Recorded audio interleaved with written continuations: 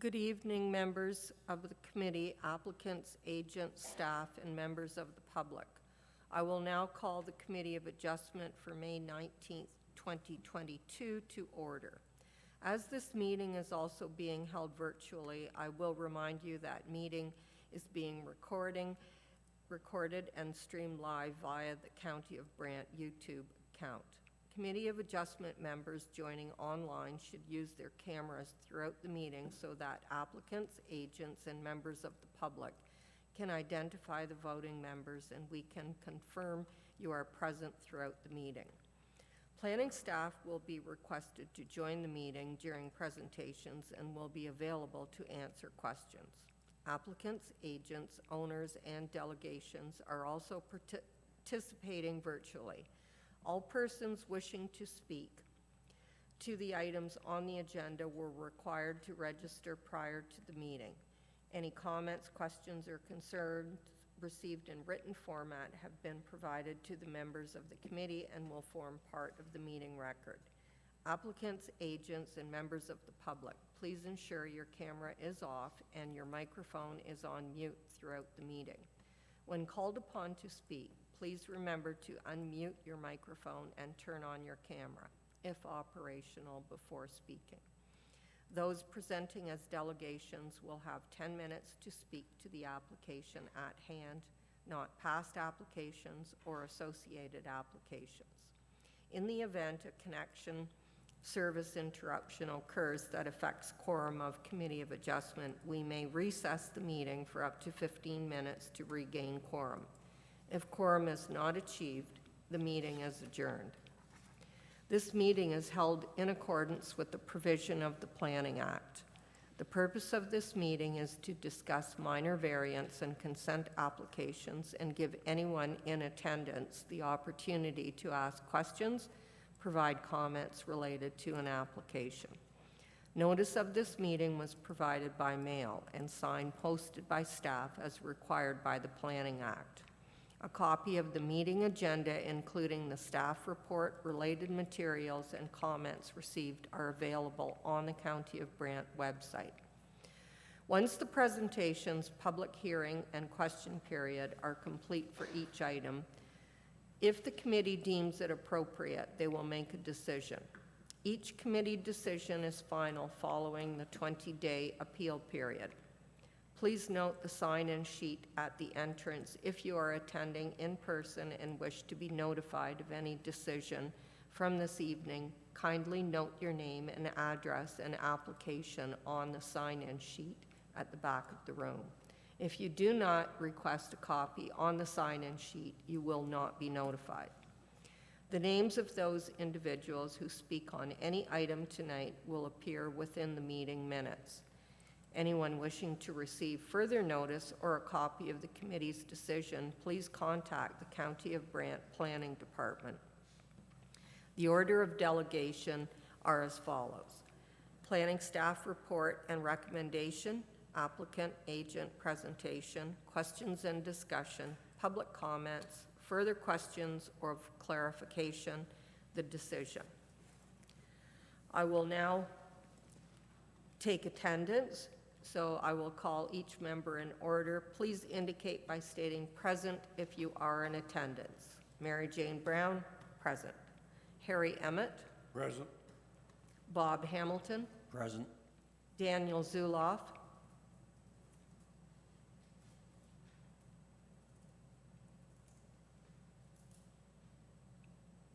Member Zuloff. Is he? Well, see how it's green, which kind of means that he's unmuted and he can probably hear us. So it's probably something on our end that we can't hear in the Zoom room. Okay, we'll note that you are in attendance, Member Zuloff. Rebecca Smith. Same thing. Yeah, thank you. We've seen you say present, we can't hear it. Steve Schmidt. Present. Thank you. We will now move to item 2, approval of agenda. Do any members have items to be added to the agenda? There are no items to add.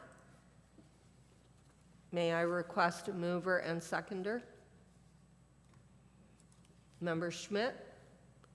Member Emmett, a second. Can you please provide the motion, Member Schmidt? It is moved by myself and seconded by Member Emmett that the agenda for the County of Brant Committee of Adjustment meeting of May 19th, 2022 be approved. Thank you, Member Schmidt. Members, please indicate if you are in favor of the motion, starting with Member Emmett. Yes. Member Hamilton? Yes. Member Zuloff? Again, we can't hear you. And Member Smith has indicated she has said yes. Member Schmidt? Yes. And Brown, yes. The motion has carried. The agenda has been approved. We'll now move to item 3, declaration of pecuniary interest. Are there any members who would like to declare a conflict of interest for any items on the agenda this evening? If yes, please indicate by stating your name and application number.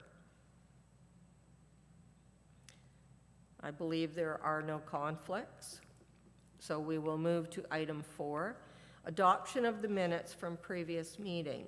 Do the committee members have any errors or omissions to note in those minutes? I believe there are none. Do we have a mover and seconder for this motion? Member Hamilton? Member Emmett? Could you please provide the motion, Member Hamilton? Moved by myself, seconded by Member Emmett, that the minutes of the County of Brant Committee of Adjustment meeting for April 21st, 2022 be approved. Thank you, Member Hamilton. Members, please indicate if you are in favor of the motion, starting with Member Emmett. Yes. Member Hamilton? Yes. Member Zuloff? I will assume that is yes. Member Smith? Thank you. Member Schmidt? Yes. And Brown, yes. We will now move to the items on our agenda, and I will start with introducing item 6.1 for application SV2-22-Sl and turn it to staff for the presentation of the report and the recommendation.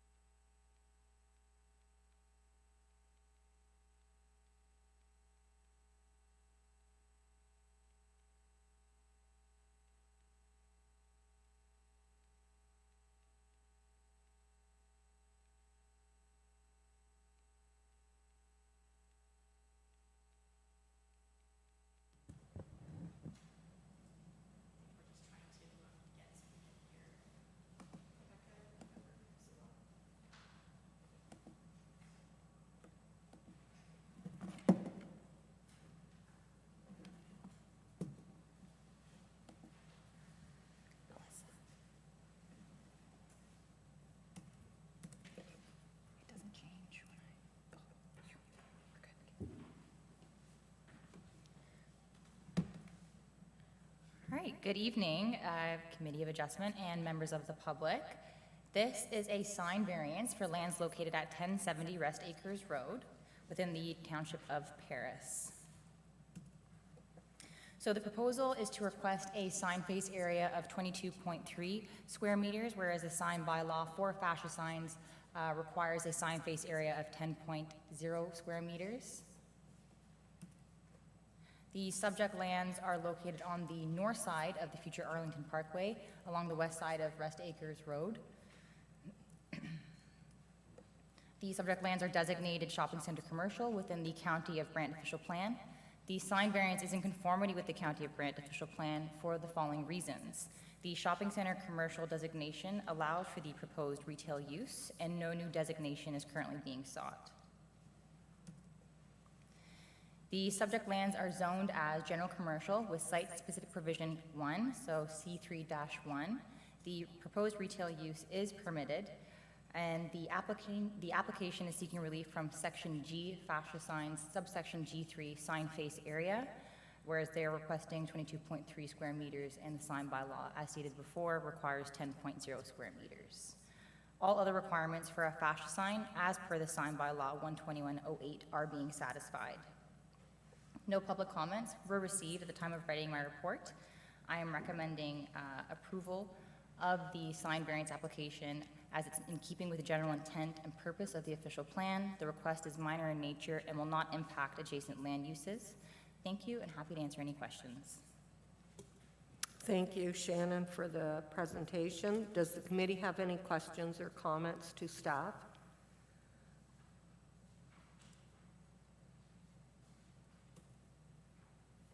And I assume there are no questions from the remote members.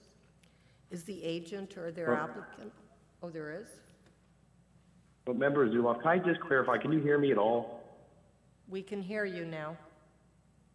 Okay. Do you want to check if we Do you, can hear Smith?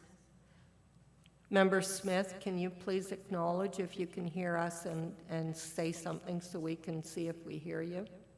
Yes, I can hear you. Can you hear me? Yes, great. Perfect. Do either of you have any comments or questions on this application? Thank you. Is the agent or their applicant present to make a presentation or add any details to the report? It appears there are none, and I know there are no public delegations registered to speak. So are there any final questions or comments to staff from the committee on this matter? It appears there are none, so I will now request a mover and seconder on this application. Member Schmidt, do I have a second? Member Hamilton, can you please provide the motion, Member Schmidt? It is moved by myself and seconded by Member Hamilton that application SV2-22-SL be approved. Thank you, Member Schmidt. I'll now call the vote. So members, please indicate if you are in favor of the motion, starting with Member Emmett. Yes. Hamilton? Yes. Zuloff? Yes. Member Smith? Yes. Member Schmidt? Yes. And Brown, yes. The motion has carried. The application has been approved. Thank you, committee and staff. But Member Zuloff, quick, could you just make sure to like talk in your microphone when you're talking? It's just a few times where it sounds like you're talking away. It's very hard to hear. Thank you for the feedback. I will now introduce the item 6.2 for application BA17-22-BK and turn it over to staff for the presentation of the report and the recommendation.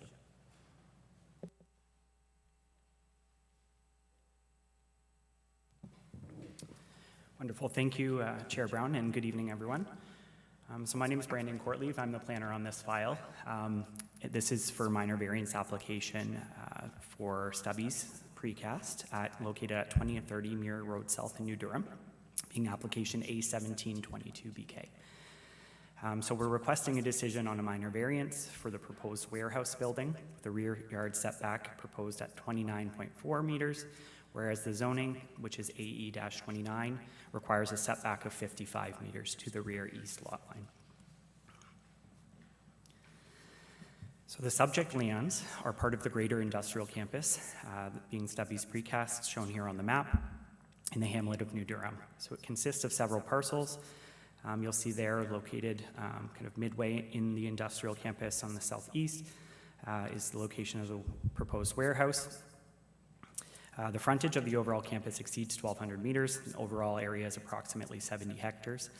And the hamlet of New Durham, where this is located, is a rural settlement area by definition of the growth plan. And the development in this area is on private well and subject to services. The existing conditions of the site, so based on the aerial imagery and some various site visits, We were able to go out and see where the warehouse structure is going to be located, and as I said, it's the southeast portion of the industrial campus. It's highlighted there in red with some imagery showing an existing structure that's to be removed, as well as some of the outdoor storage that will be transitioned to this warehouse structure should it be approved and built. The proposal itself is seeking relief from the zoning bylaw, specifically Section 7, Table 7.3, the site-specific agricultural employment zone, AE-29, and the rear yard setback requirement. So you'll see here in the table shown on the slideshow, requirement is 55 meters, and they're requesting a 29.4 meter setback. It's also shown on the imagery there, highlighted in yellow would be the approximate location of the proposed warehouse, and the variance there is pointed to with the white arrow. So as noted, this site in particular is an employment use, so it is subject to site plan control and has a valid site plan control agreement. So that's something that will assist us further with guidance of the development related to stormwater management, dust and noise attenuation, and overall site development. This particular application is requesting for consideration for this variance, but we have taken those things into account as well. With respect to our current policies, you'll see here that some of the land is designated for that employment use, as well some of the remainder of the land is designated agricultural. The employment use is within the settlement area boundary, and the appropriate zoning is there as well, the AE-29. And the agricultural uses are located outside of the settlement area boundary. Additionally, you'll notice to the south, there's some natural heritage features as well as the rural hamlets and villages designation and zoning. Those are contained within the settlement area boundary of New Durham as well. So staff are recommending approval of this application. We do believe that it is minor in nature, that they've worked with us on ensuring that the site plan control will address any of the outstanding issues that people may raise, and we are of the opinion that it is minor in nature, and it does uphold the general intent of the county's development policies. So should there be any questions, I'm happy to help. Thank you, Brandon, for the presentation. Does the committee have any questions or concerns to staff? Member Hamilton here, through the chair to staff. Just looking at condition number 3, the second point, just wondering if you could give me a little more explanation of what needs to be done on that. That was the SWM pond concept plan that was put in 2018, and it says here it does not represent the existing conditions. Just wondering what needs to be done or what has been done to bring it into proper qualifications. Through the chair, thank you for that question. So further to kind of the requirements of our development engineering folks, based on our site visit, we did note that, as you've mentioned, this stuff isn't up to what's on the site plan. The applicant has noted that they will be addressing that, and they're approaching it from a more holistic point of view, so that's why we've included this as a condition. And we will be working with them kind of on other applications that they may need to make sure that the stormwater management is appropriate for the use of the site. Thank you. Thank you. Are there any further questions or comments from the committee?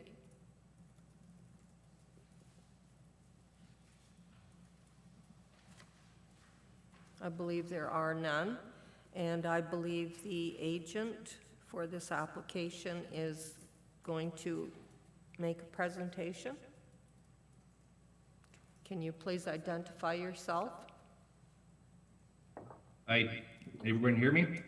Yes, we can hear you. Can you give your name? I'm Mike Gourd from Stubby's Precast. Thank you. Please go ahead. Yeah, just like to thank the county planning staff for everything they've done with working on us with this.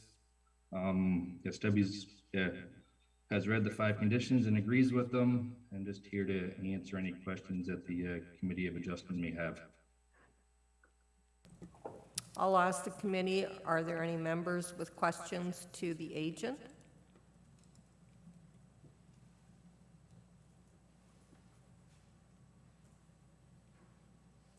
I believe there are none. I have a question. I noticed when I was on my drive down Muir Road, there were a number of concrete structures that were on the land, I believe, that is straight agriculture. I thought initially the warehouse was for that, but the warehouse is not located where those structures are.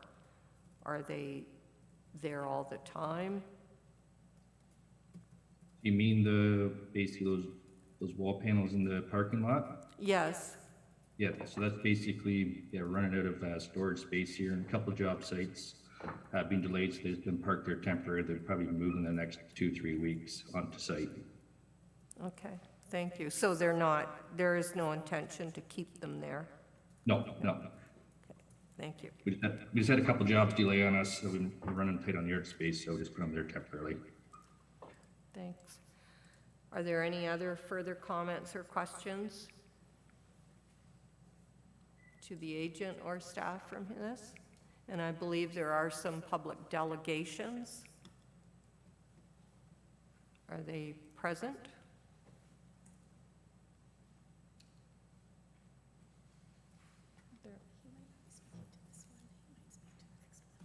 Okay. I believe the public delegation is not speaking to this application. So then I will note, are there no further questions from members? No. I'll now request a mover and seconder for this application. Member Smith? Please, do I have a second? Member Emmett? Please go ahead with your motion, Member Smith. I'll make a motion to approve the minor variance application as it meets the 4 tests of the Planning Act. Thank you, Member Smith. I will now call the vote. So members, please indicate if you are in favor of the motion, starting with Member Emmett. Yes. Hamilton? Yes. Zuloff? Yes. Member Smith? Yes. Member Schmidt? Yes. And Brown, yes. The motion has carried. The application has been approved. Thank you, staff and committee members. I will now introduce the item 6.3 for application B17-22BK and turn it over to staff for the presentation of the report and the recommendation. Perfect. Thank you very much, Chair Brown. So again, I'm here to present this application for consent. It's located at 371 and 375 Harley Road. The consent application contains portions of both of those lands, as we'll see. So we're requesting a decision on this application for consent, which first proposes a lot line adjustment, and we're considering this Part A of the application, and then the creation of one additional lot out of that largened lot as Part B of the application. And I'll illustrate that a bit further in this presentation. So this property location is again in the rural hamlet of New Durham. It is located on the south side of Harley Road, 371 and 375. So 371 has an approximate frontage of 50.36 meters and an area of 4,000 square meters. And 375 is a larger lot. It is one that straddles both the settlement area boundary and has a dual designation in zoning. It has 64.99 meters of frontage and is about 17.1 hectares in area. So that particular lot is an existing lot of record by way of the zoning bylaw, being a lot that doesn't necessarily meet all of the requirements for an agricultural lot in the zoning bylaw, but is deemed to conform. And again, New Durham is privately serviced with septic and water, so septic and well, and is considered a rural settlement by way of the growth plan. So the existing conditions of the site, so 371 Harley Road formerly had a residential unit on it, a single detached dwelling, which was demolished in 2013, and the lands have been vacant since. There is an existing kind of farm at 375 Harley Road and several farm structures. You'll note as well in image number 2 here, you You can see that there is some farm structure that would straddle hypothetically the proposed lot line. So there are conditions that have been added to facilitate the removal of those structures and address any deficiencies if there are deficient setbacks. So again, this proposal is being proposed in two parts, but we're requesting the decision to keep the two proposals together as one application.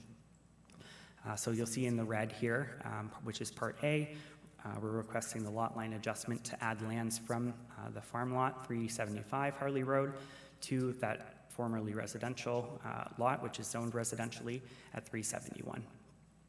And then subsequently, there would be a severance upon the approval of that lot line adjustment to divide that newly enlarged lot into two parcels for residential use.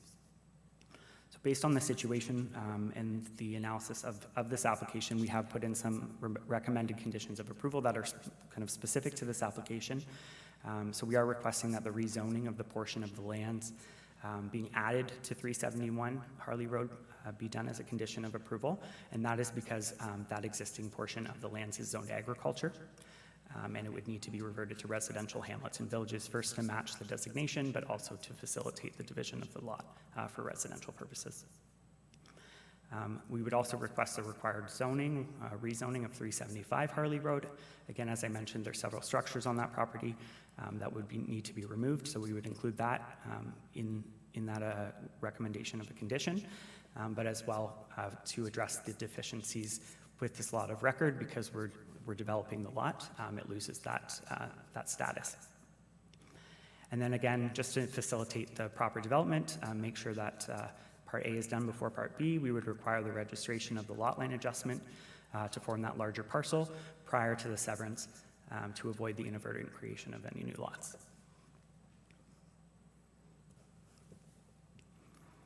So again, the policy does support this application in the sense that there is the residential hamlets and villages designation here. It is a rural settlement based on the growth plan definitions, and this would be considered kind of minor rounding out or infill. As you'll see here as well, the current zoning, as I explained on the 371 parcel, is residential hamlets and villages, but the portion that's being added to that parcel would therefore need to be rezoned from agriculture to residential hamlets and villages.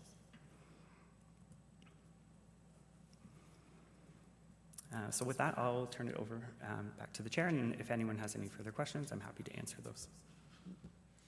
Thank you, Brandon. Does the committee have any questions or comments to staff? Member Emmett, please go ahead.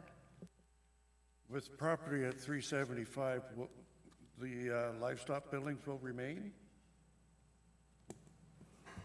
At this point, it's a legal non-conforming use. There's no intention to remove it, but there will be some consideration for how that will interact with the remainder of the lands in the settlement area boundary.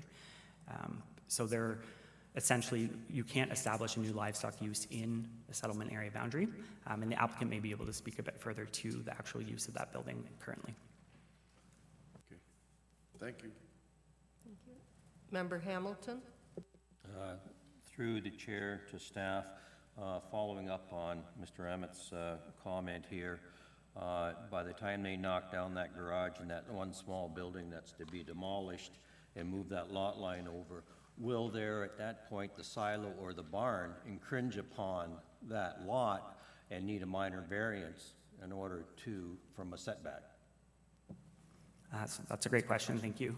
Through the chair, so we have included those as conditions of the approval to acknowledge that if there is deficiencies with the setbacks for those structures, if they are to remain, as long as they don't straddle the property line, in which case they need to be removed, they would require a rezoning to acknowledge those deficiencies, and that would need to be done before the consent and lot line adjustment are completed. And where is that in the conditions? I guess I'm just trying to, let me just double check the number here.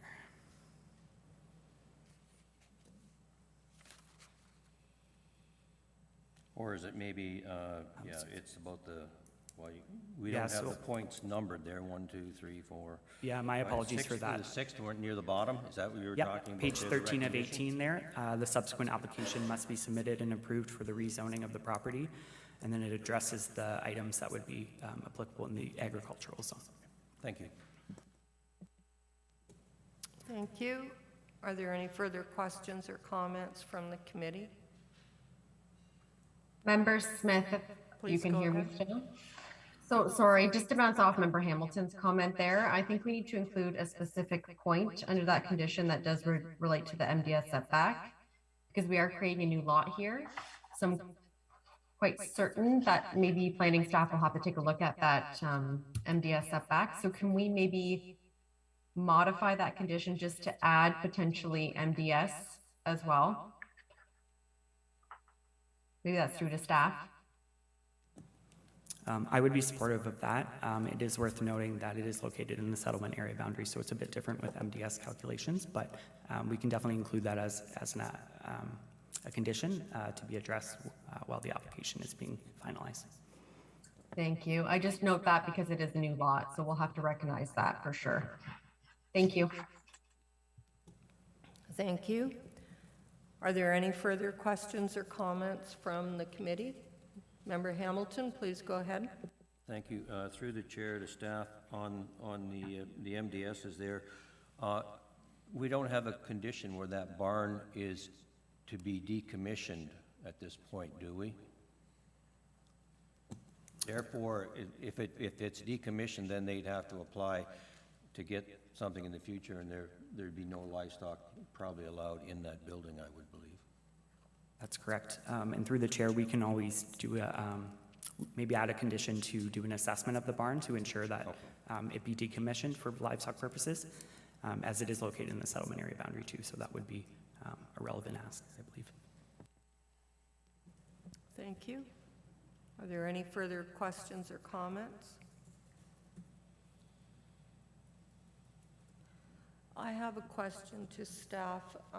This is the first time I've come across where I think we're severing land as a lot line adjustment from two different parcels to create one, and it all falls under one application. Is that the usual process now? I can maybe ask Dan to speak to that a bit further, just because I don't have a lot of experience with that. But I know in this instance, because the lots are mutually owned, we just wanted to facilitate a kind of clean application for this to keep it moving along. Through Madam Chair, through your question related to the parts A and parts B under one application number. So that was caught late in the process as we were reviewing the application. So we have done this in the past on one application, I believe, where we did apply a 17A and a 17B, for example, and each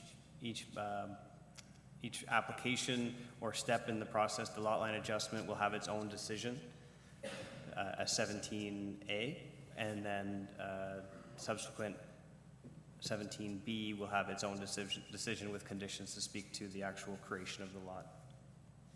So it's just the way we've organized it for this particular situation. But typically it would have a B17 and a B18. That's the way the committee is used to seeing it. That's what I thought, but currently the conditions sit that they're pertaining to both parts of it. So you're stating now there would be two separate conditions drafted? That's correct. So there would be certain conditions that relate to the lot line adjustment that wouldn't necessarily relate to the lot creation. I'd have to take a look at the list of conditions to make sure that those are all incorporated and broken out accordingly, and staff can certainly do that. I believe the most important ones in this case would be the conditions related to the consolidation for the lot line adjustment that we would typically include. And also some of the conditions, as was discussed by members, that there's the barn on one lot versus the other. And I understand while both parcels are under the same ownership, I thought applications had to be made based on the municipal address, so that one application couldn't cover a severance for another municipal address. Through Madam Chair, the lot line adjustment application The subject lands would be the lands that are providing the piece to the benefiting parcel, which in this case I believe is 371. Is that correct, Brandon? And can you just confirm the address of the It's 375. is the other. 375? So in this case, application B17A, which we'll call the lot line adjustment, the subject land should be 375 Harley Road, and we'll make sure we capture that in the minutes. And the benefiting parcel in this case would be 371 Harley Road. I'll leave it with the committee if they have any further comments or questions on that matter then. But I believe, so are there any further comments or questions from the committee members? Member Smith, I just want to go back. Sorry, I apologize. My MDS is rusty, so no need to amend that condition. I see that it's not applicable to settlement area, so I'll leave that, my comment out there. Otherwise, no further from me. Thank you. I believe the agent is present to make additional comments on this. Yes, good evening, members of the committee. My name is Brandon Flewelling. I am a land use planner with GSP Group, and I'm here on behalf of the property owners. So certainly this is an opportunity to provide an infill lot within an existing hamlet area. The lots to be created are in keeping with the hamlet's designation and will satisfy the zoning requirements. We're in support of the staff report and the conditions outlined therein, and happy to work with staff to resolve the conditions for parts A and B. And I think the same set of conditions essentially could be provided in both decisions, with the understanding that if one is only applicable to A, that to satisfy that condition, it is satisfied through part A or part B. But we're certainly happy to work with staff should there be any clarification or confirmation of that required. The existing barn now does not have any livestock in it, just for committee's information.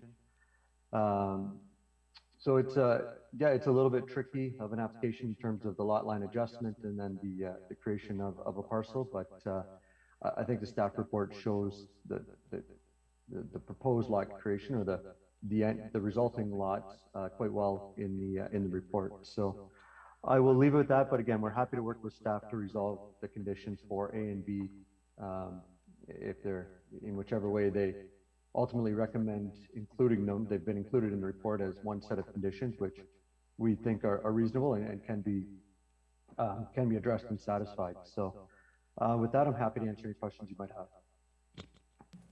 Thank you for your comments. Are there any comments or questions from the committee members to the applicant?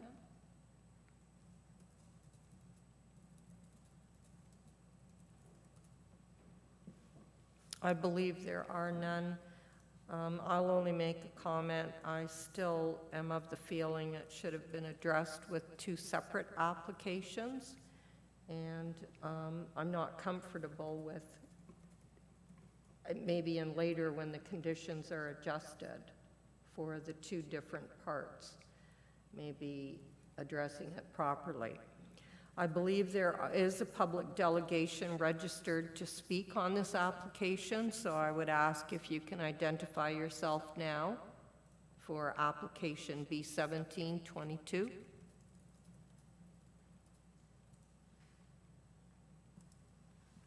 I believe the name I was provided with was Danielle Nidalik. Are you present, Danielle? Hi there, can you hear me? Yes, please go ahead.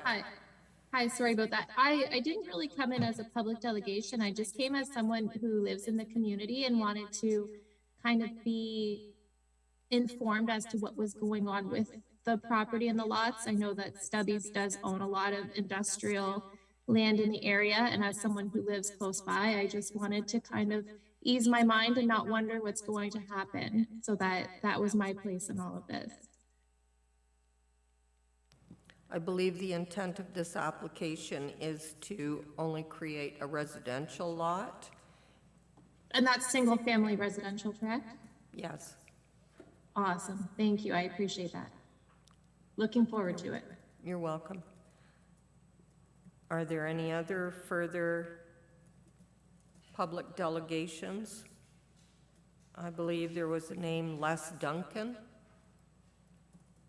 Are you present and wish to speak on this?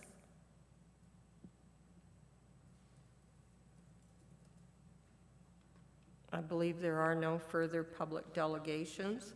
Are there any final questions or comments to staff? Yes, Member Hamilton, please go ahead. Through the chair to staff, Brandon or Dan, we have here A and B. Should we make two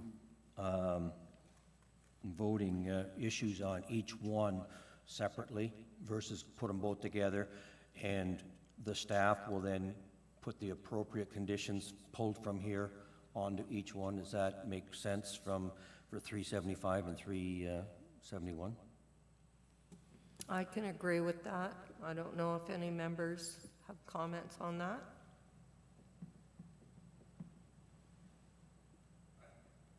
I think that's maybe the best way to go with this.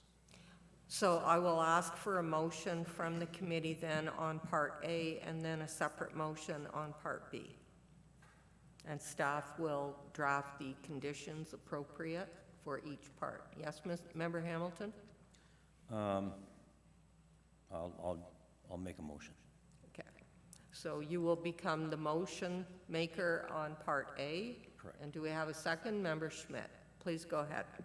Okay, moved by myself and second by Member Schmidt that application B1722BKA will be followed with the list of conditions that have been set forth and modified and be approved, because it does fit the County of Brandt and the zoning bylaws. Thank you, Members Hamilton and Schmidt.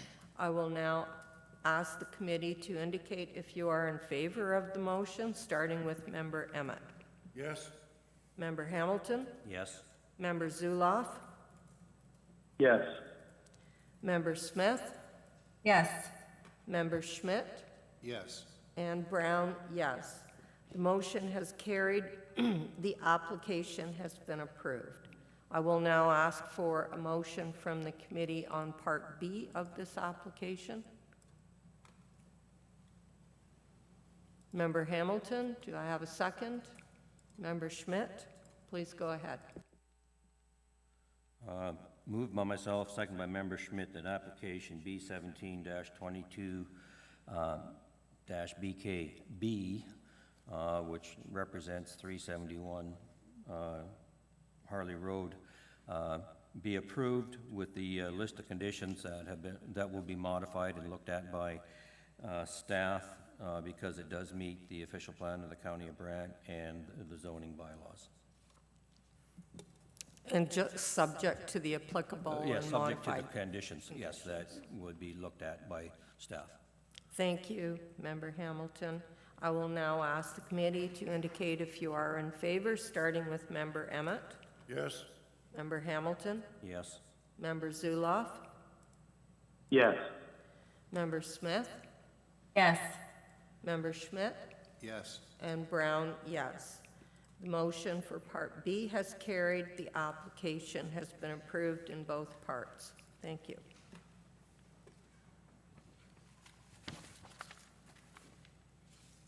I will now introduce the item 6.4 for application Bs 18 to 22, applications B 18 to 21-22 RC, and turn it over to staff for the presentation of the report and the recommendation.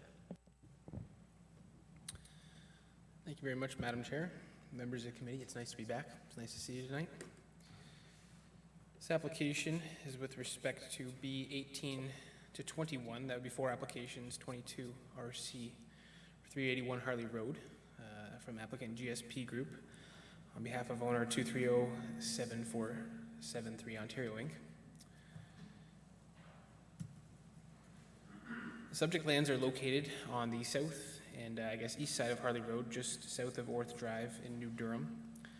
Subject lands have a curved frontage of approximately 379 meters along Harley Road, an area of approximately 3.75 hectares or 9.26 acres. The entirety of the subject lands are designated within the County of Brant's official plan as residential hamlets and villages. The subject lands are currently zoned residential hamlets and villages RH, as well as special exception residential and hamlets and villages RH11. That RH11 zone is it's the base RH zone, which also allows for an abattoir of all uses on the subject lands. And you'll notice within my report in the recommended conditions, staff is recommending that site-specific provision be removed as a condition of this consent, as it's not a desirable use within the settlement area. And it is certainly not compatible with low-density residential development as being proposed here. The applicant is proposing to sever 4 residential lots with frontages along Harley Road. Retained lands will have a frontage of approximately 107 meters along Harley Road, an area of approximately 1.38 hectares. The 4 lots which are being proposed to be severed all meet the minimum lot frontage and area requirements within the RH zone. You'll notice a short summary table within my report that outlines the frontage and areas of each lot meeting those requirements. As a condition of the consent, staff are recommending a number of specific conditions. As I had noted before, a condition to rezone the subject lands to remove that special provision allowing for an abattoir, as well as a number of conditions requested by our engineering folks. You'll note that the subject lands are assessed to municipal drain, and a reassessment will be required for collecting of funds and repairs as required for that drain. The applicant will also be required to enter into a development agreement for all of the lots to be severed and to submit a complete site development plan completed by a professional engineer to the satisfaction of the county's development engineering group. The applicant will also be required to provide parkland monies in the amount of $5,813 per new building lot. Rural firefighting fees of $600 will be required for each lot, and the applicant will also be required to demonstrate proof of potable water for each of the lots to be created. And so that concludes my presentation. I'd be happy to take any questions at this time. Thank you. Thank you, Ryan, for your presentation. I'll ask the committee members, are there any questions or comments to staff on this? Member Hamilton, please go ahead. Through the chair to staff, I'm just looking for clarification here, Ryan. I look on the back page and I've got no retained lots. Everything's being severed. And if I look on the other page of the one thing, they had the existing lot to remain is 379. I'm just, we're only creating 5 lots and keeping one as retained. I'm just wondering which one is retained versus when I look on the one from the development engineering there, it's showing that 379 is the remaining lot. And I'm assuming there must have been a severance sometime in the future prior to that. Through you, Madam Chair, and I apologize for the confusion, and of course, perhaps one of these figures might be helpful, and you're correct. Our notes on our mapping here should read, and if I may, the lot farthest to the north and east with the number 381 and the existing entrance, as you'll see on the figure here, that should be the lot to be retained, and that's what's being proposed to be retained by the applicant. I apologize for the confusion. Okay, no, that's fine. It just had me a little confused, so that's great.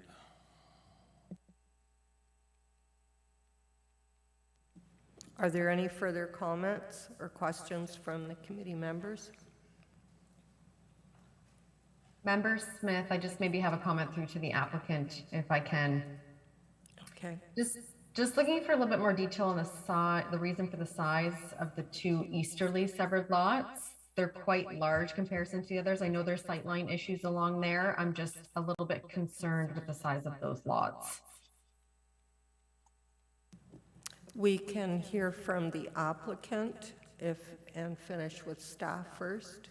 Are there any further comments or questions from the committee members to Ryan on this? I have a question. On the RH11, is the entire land subject to that zoning, or was it just part? Sorry if I missed that. Like, Thank you, which Madam. lot would be that pertains to where there was an abattoir? Thank you, Madam Chair.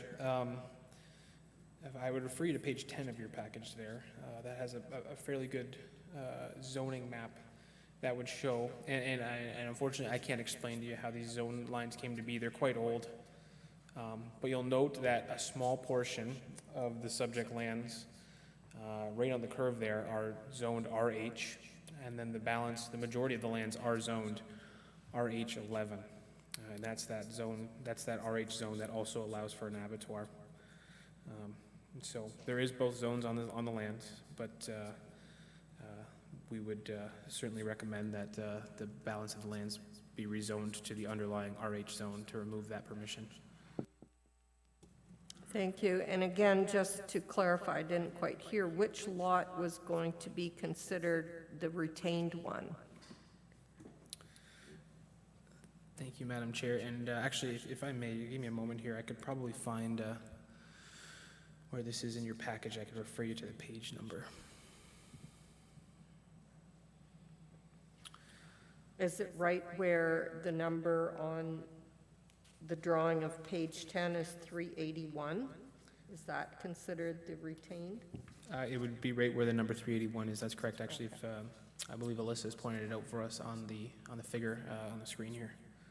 It's the Thank you. farthest easterly lot. Thank you. So it looks like the two largest lots have the RH on it, and perhaps the applicant can speak to Member Smith's concerns on that. So if there are no further comments or questions to staff, I'll ask the applicant to add some comments on this. Thank you. Good evening again, members of committee.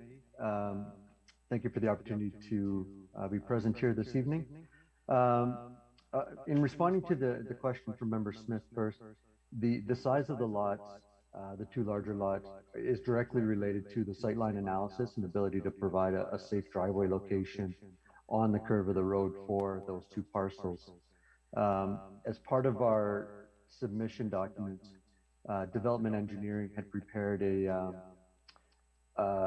functional servicing report, essentially looking at the ability to provide septics and wells, and then grading of the property and so on. And then also part of that was a sightline analysis of the curve in the road and appropriate driveway locations.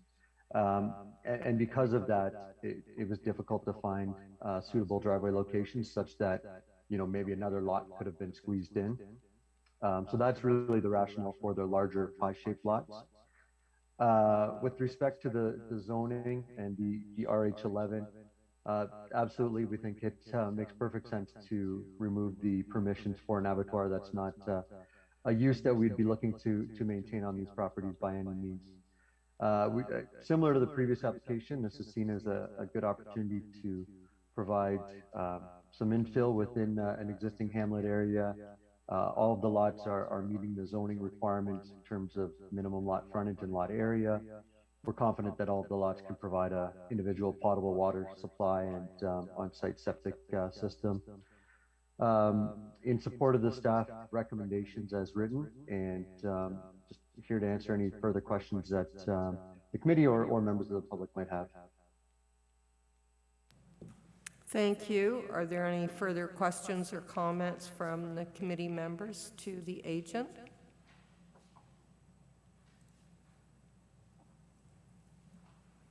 Does that answer your question, Member Smith? That's perfect. Thank you. You're welcome. It appears there are no further comments or questions from the committee members. So, are there any final comments on this?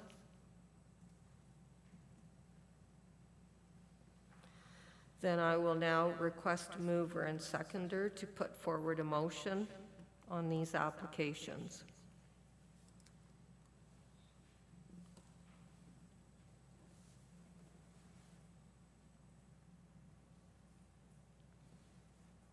Are there any committee members willing to make a motion on this? Member Emmett? Do I have a second? Member Hamilton, please go ahead. Moved by myself, seconded by Member Hamilton, that application B18-B21-22-RC be approved. Thank you.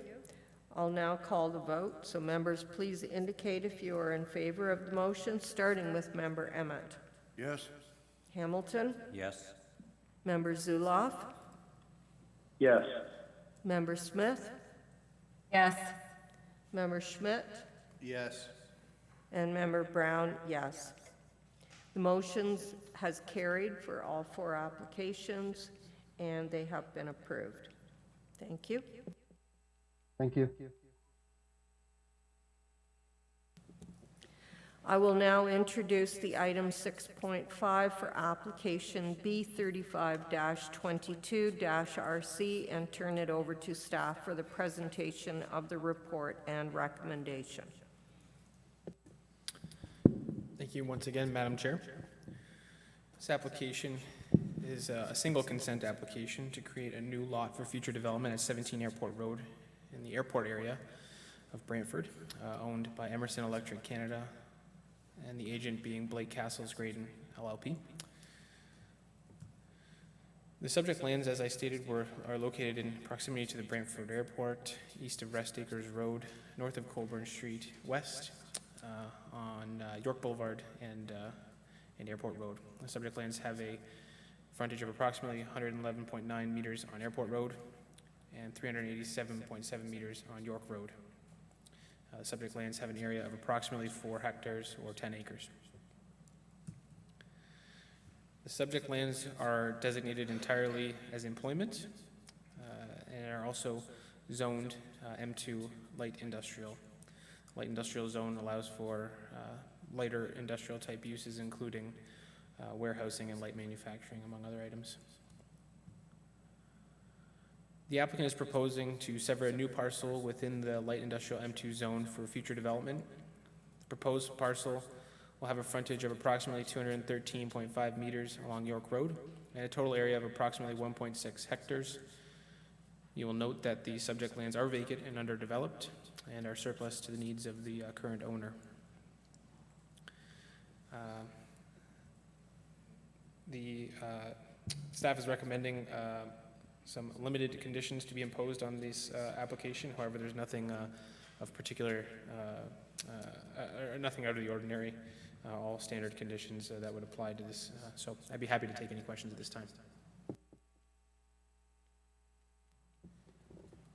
Thank you, Ryan. Does the committee have any questions or comments to staff?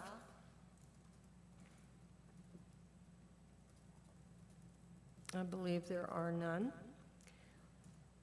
I believe there is a public delegation registered to speak to this application. He is the agent is also here too. Can the agent identify themselves? Good evening. This is Michael Cook from Blake Castles Graydon. I'm the agent. Please go ahead. I don't have a presentation. I think planning staff did an excellent job. I agree with everything that's being said. I'd reiterate that 2 zoning compliant lots are being created, and there's nobody here in opposition, so I'd ask the committee to approve the application. And I'm happy to answer any questions. Thank you. Do the committee members have any comments or questions to the agent? I believe there are none, and I will now move on to the part where the public delegation can speak to this. So could Ronald B. Melvin identify himself that he is here?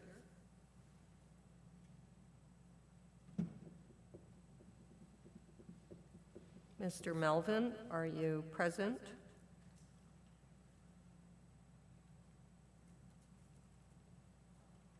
I believe he is not available. So are there any final comments or questions from the committee members to staff or the agent on this? I believe there are none, so I will now request a mover and seconder for a motion. Member Schmidt? Do I have second? Member Emmett? Please go ahead. It is moved by myself and seconded by Member Emmett that application B35-22-RC be approved. Thank you, Member Schmidt and Emmett. Members, please indicate if you are in favor of the motion, starting with Member Emmett. Yes. Member Hamilton? Yes. Zuloff? Yes.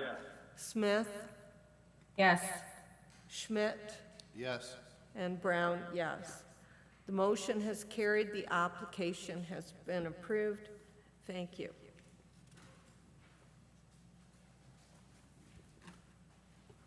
I'll now introduce the item 6.6 for application B27, B28, A1222-Sl and turn it over to staff for the presentation of the report and the recommendation.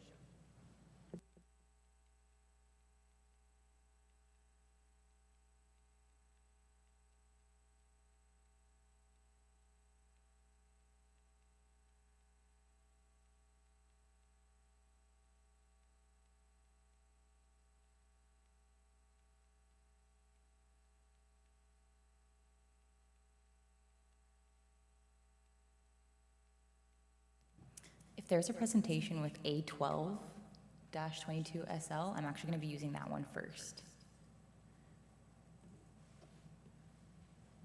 Thank you. All right, this is a minor variance for lands located at 24 Highland Drive within the Geographic Township of Brantford. So the proposal, or the minor variance is to facilitate a concurrent severance application, B2728-22-Sl. So for this one, the applicant is proposing a southerly interior side yard setback of 2 meters, whereas 5 meters is permitted on the proposed severed lot containing the existing dwelling, a frontage of 28.8 meters for the retained lands at 24 Highland Drive, and a frontage of 29.4 meters for the retained lands at 26 Highland Drive, whereas a minimum frontage of 40 meters is required. The subject lands are located on the east side of Highland Drive.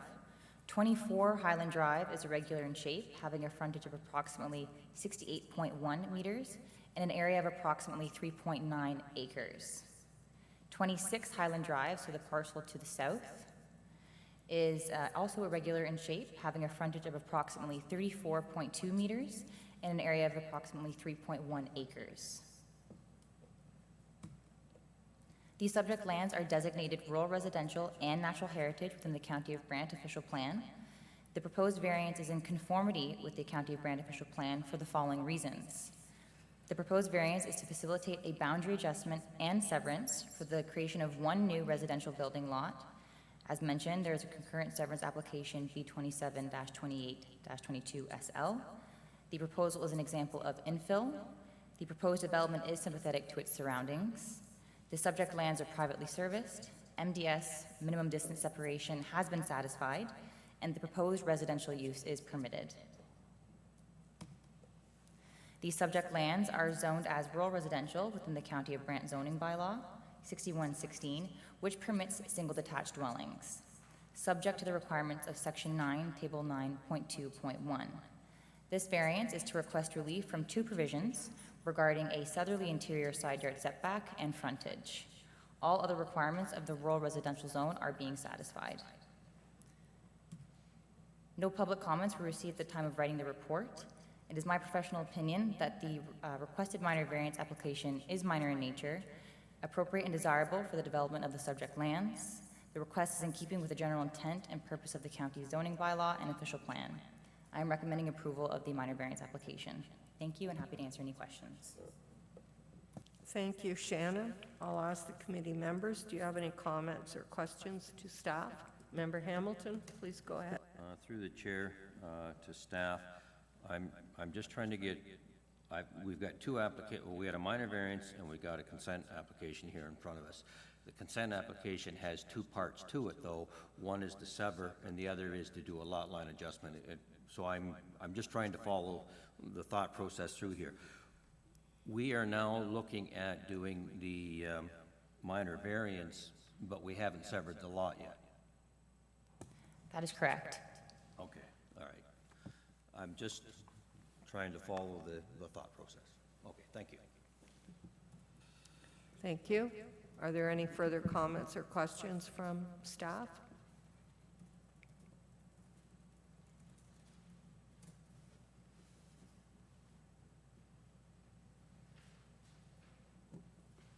Yes, I'll only add the comment. I'm a little confused on this because to me it's similar to what we did in New Durham, and yet there are two application numbers with this. Anyway, I will now ask, is the agent for this application present, and do they have anything to add to staff report? Good evening, Madam Chair and members of committee. My name is Ruchika English, and I'm here to answer any questions on behalf of the applicant. I do not have anything else to add. We have read the conditions of the minor variance, and I'm happy to answer any questions you have. Thank you, Ruchika. Are there any comments or questions from the committee members? Member Hamilton, please go ahead. Yes, through the chair to the applicant, the minor variance here is for the two different lots, but you haven't created yet. Through you, Madam Chair, I think it's the order of the applications that is being presented. I think you're absolutely correct. It is to facilitate the severed lot will have a minor variance, as well as the retained lot will be subject to a minor variance as well. Okay. All right, thank you. I'll only add, I believe we'll need separate motions on this. Member Smith, if I can just make a quick comment. Please go ahead. I think we need to, and maybe this is a question to staff, I think we need to include a condition in this minor variance to say that it only applies in the event that the severance is finalized. Maybe I can get staff to comment on that if you think that's appropriate. Through the chair to Member Smith, absolutely, yeah, we could certainly include that condition. Okay, otherwise I don't think it's going to apply because it's a variance without the lot. So I think that might address Member Hamilton's comment as well. Absolutely, thank you. Are there any further comments or questions on this then?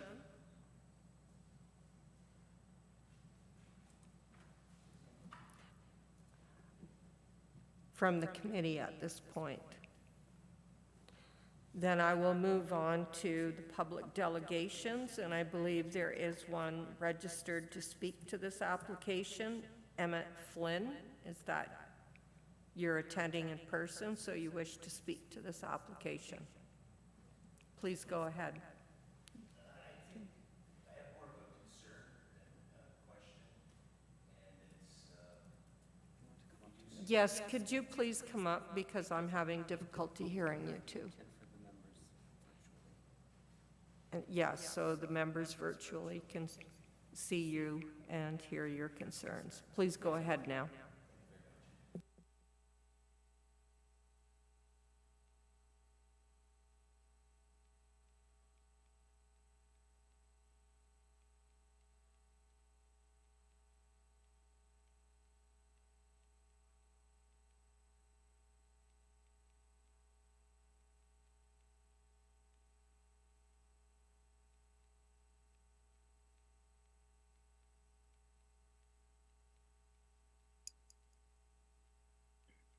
Sorry to interrupt, Member Smith here. We're not able to hear in the gallery. Is, yeah, So what I was saying is, I worry about the precedent that this sets, going from 40-meter minimum for frontage down to 30 meters, I believe it was. I think it changes the look of the neighborhood.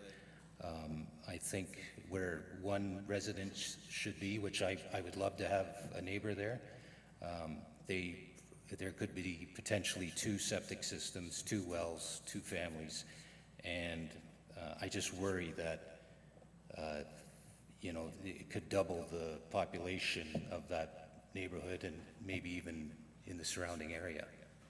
So that was my concern, that I worry changing the frontage down to that minimum of the 30 meters will absolutely change the neighborhood. I appreciate you letting me talk. Thank you. thank you. Ken Rushika, do you have any comments to address those concerns? Yeah, thank you, Madam Chair. So with respect to frontage, I would like to note that this is not setting a precedence in the neighborhood. There have been many applications that have been approved by council as well as this committee in this particular subdivision, just in last between 5 to 10 years. And the frontage itself, it is creating one residential lot. We're not creating 2 lots. One of the lots is already existing. It's just adding a little bit more frontage to the existing lot through the lot line adjustment that will be presented next. So I still believe that, it is minor in nature. It meets the compatibility tests of minor variance. It meets all the policies. It is infilling. It will not have any impact in terms of the new wells and septic systems. We will be conducting studies through before applying for building permits, and will satisfy all the building code, fire code, all requirements of the county with respect to those as well. So I, in my professional opinion, we still believe that this is minor in nature. Thank you, Rushika. Are there any final questions from the committee to staff or the agent?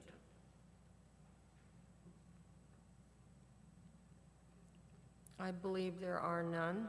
I'll now request a mover and seconder for a motion, recognizing there will be 2 separate motions for the severance and the minor variance, and the conditions for the minor variance, A12, were modified.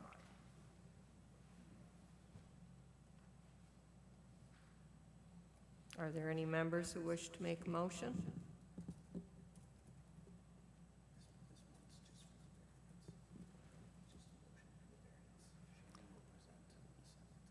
Okay, then the motion just for the minor variance.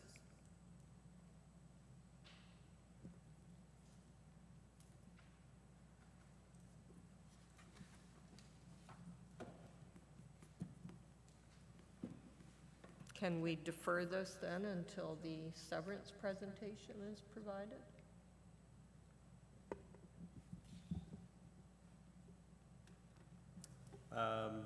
That's a great question. Through you, Madam Chair, I believe the committee would be required to make a decision based on the presentation and the information that they have available to them based on this application. So at this point, we'll be looking for a motion from the committee based on this this minor variance application.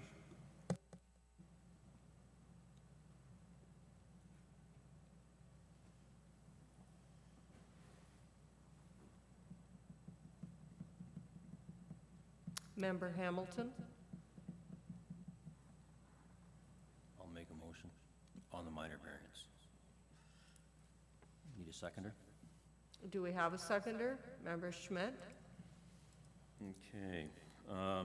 Moved by myself, seconded by Member Schmidt, that application, or A12-22-SL be approved because it is minor in nature and it does follow the zoning bylaws of the County of Brant. Thank you. I'll now ask the members to indicate if you are in favor of the motion, starting with Member Emmett. Yes. Member Hamilton? Yes. Member Zuloff? Yes. Member Smith? No. Member Schmidt? Yes. Brown, no. The motion has carried. The application for the minor variance has been approved. With that, we will now move on to the severance part.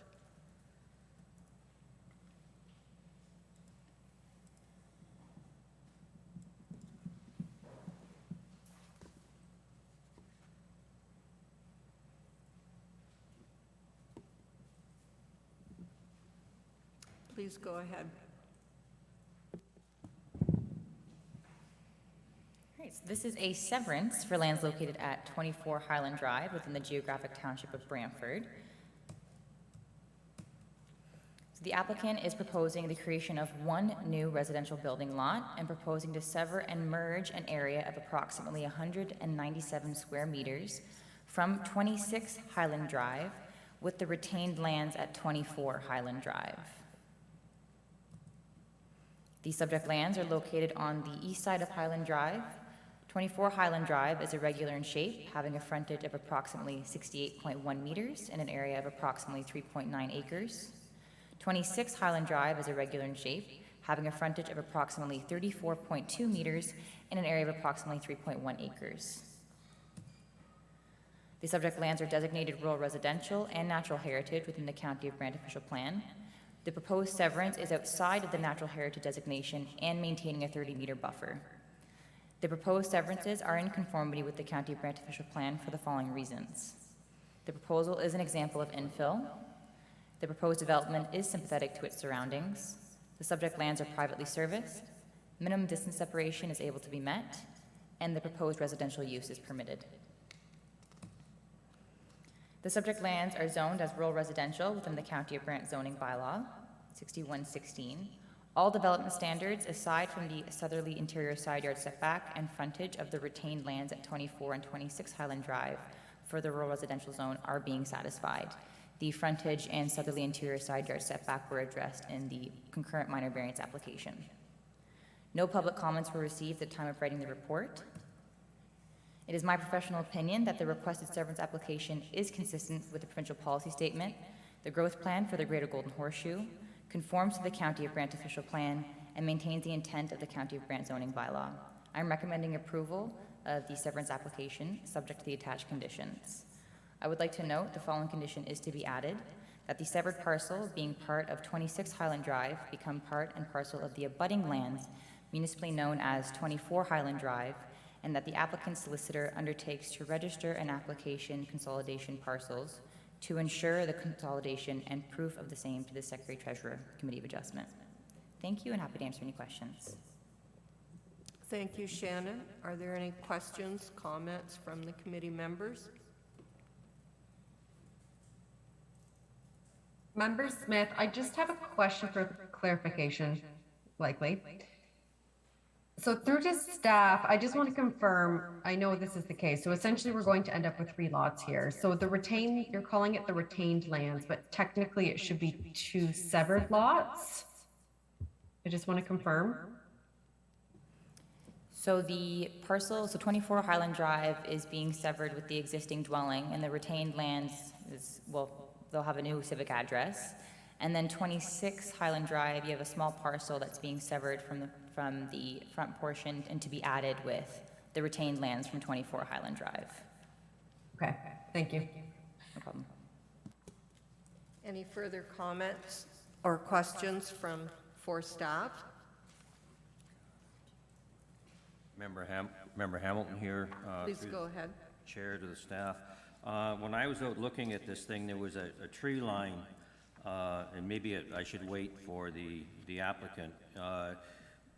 That part that's going to be severed and added to that 24, does it include, is that tree line kind of where that evergreen tree line sitting there, is that roughly where the line's going to be, or is that whole tree line sort of gets moved over into the lot next on 24? It's a great question. I did a site visit, but I can't actually remember. I was just trying to visualize, and there was this tree line there splitting 26 and 24, but it looks like if you're going to take it over, you're going to absorb that tree line, I would think, into that. But I'm just curious if I was seeing it straight in my mind when I was there. You know what? I might ask the applicant or I might ask the applicant to answer that question. Fair enough. Thank you. Thank you. Any further questions or comments for staff?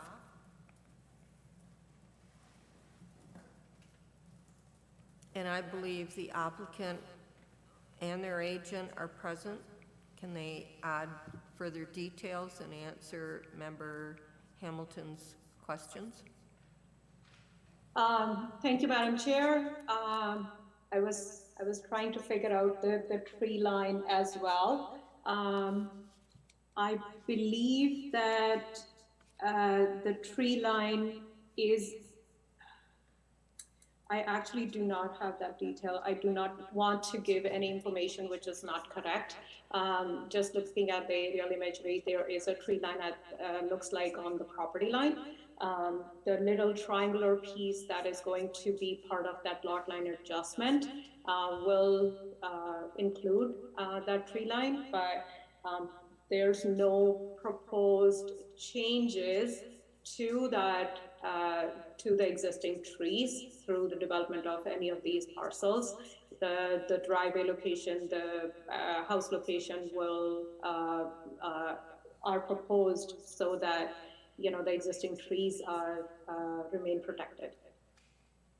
I hope that satisfies the concern, but not able to confirm the tree line at this time. Probably through the detailed, when we satisfy some of these conditions, we are able to confirm that exact location. Other than that, we have read through the staff report and the conditions of approval, and we do not have any further comments or on this application. Does that answer your question, Member Hamilton? Well, I think we all have to be out there and look at it. We'd get a better idea of what I'm asking. I was just trying to visualize where the lot line was going and looking at the width that would be left for the driveway and the building lot beside 24 on that severed part. So I can actually address that question. I was just looking at some aerial imagery, and that is correct. Where the tree line is seems to match where the current lot line is for 26 Highland Drive. Yeah. But, so it would be absorbed then Yes. with the separate, okay, thank you.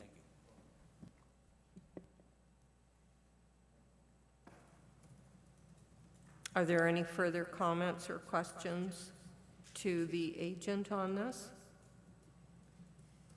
And I believe there is a public delegation would like to speak on this as well. Mr. Flynn again? Yeah, as far as the trees. Could you please just come forward so the remote members can hear you?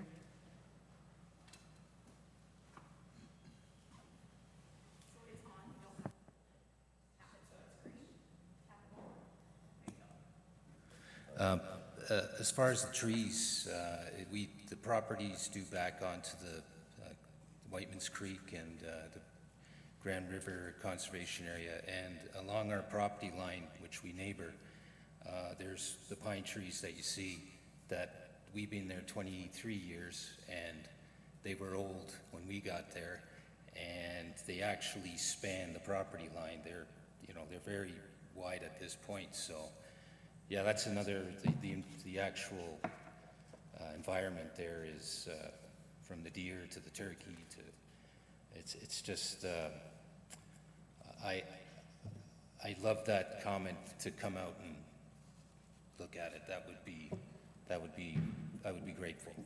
Thank you. Thank you. Mr. Flynn?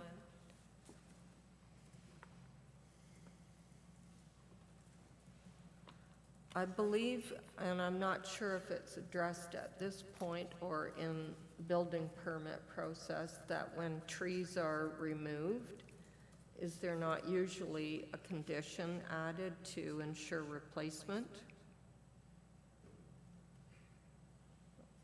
I'll request of staff, yes? So at this time, can you guys hear me okay? Okay. I'll speak loud. At this time, they're not proposing any development, and at the time of building permit, that'll be addressed. Thank you. Then are there any final questions or comments to staff or the applicant's agent? It's Martin Dixon here. Could I just say something? Please go ahead, Mr. Dixon. Thank you. This addresses Emmett's comments a little bit, but I've lived out there since 1985. I might be one of the longest people out there. Anyway, and I love the area. I want to stay in the area. I'm going to be the one who builds on that middle lot. To the extent I can control it, I'm going to have a say in what happens on the lot between myself and Emmett. I also love the wildlife, love the deer, love the wild turkeys, love everything. As a matter of fact, the putting a house on the middle lot may even protect the deer that come up from behind us and cross Highland Drive to get hit once in a while. So I don't know whether that makes sense or not, but I have no intention of doing anything that's going to disrupt the wildlife, doing anything that's going to disrupt the trees, or like if we have to take trees down, I hope we don't, but if we do, I'll follow all the bylaws, but I will also, pretty it up as best I can. I'm not a developer trying to make some money here. I'm somebody who wants to actually put a house in an area that I have lived in, have loved for almost 40 years. Thank you, Mr. Dixon. Does the committee have any questions or comments to the applicant?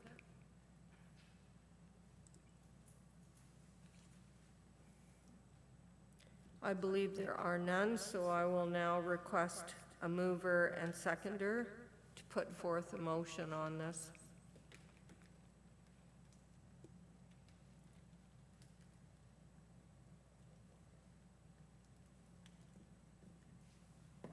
Are there any committee members willing to make a motion on this?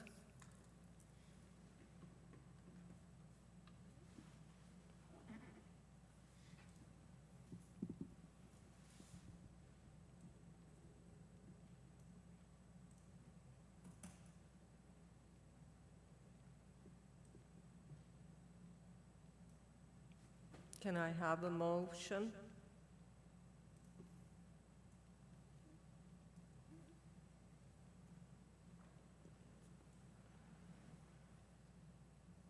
We have now recognized the minor variance. Member Smith, do you wish to add something?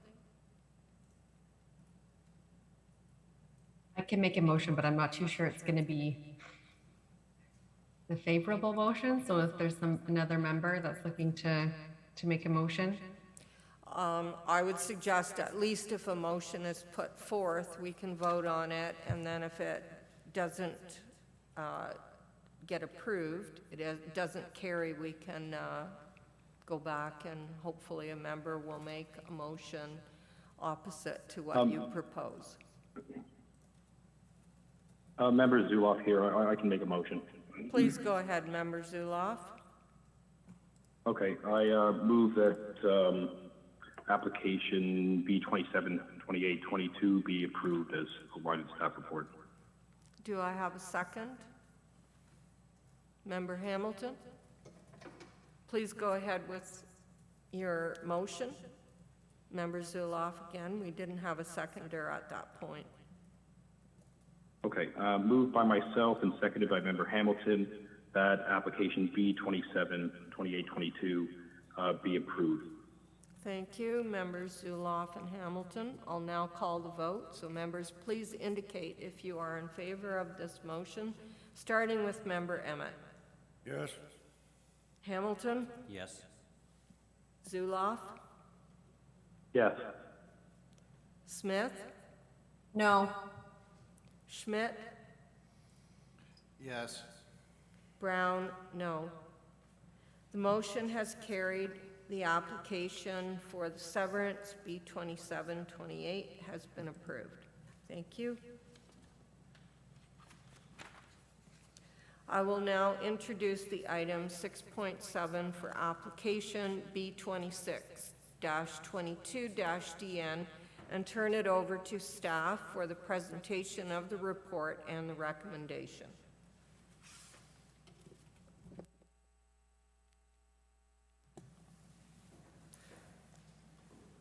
Thank you, Madam Chair. Committee members, this is a consent application, B26-2022, for the property located at 655 Watts Pond Road.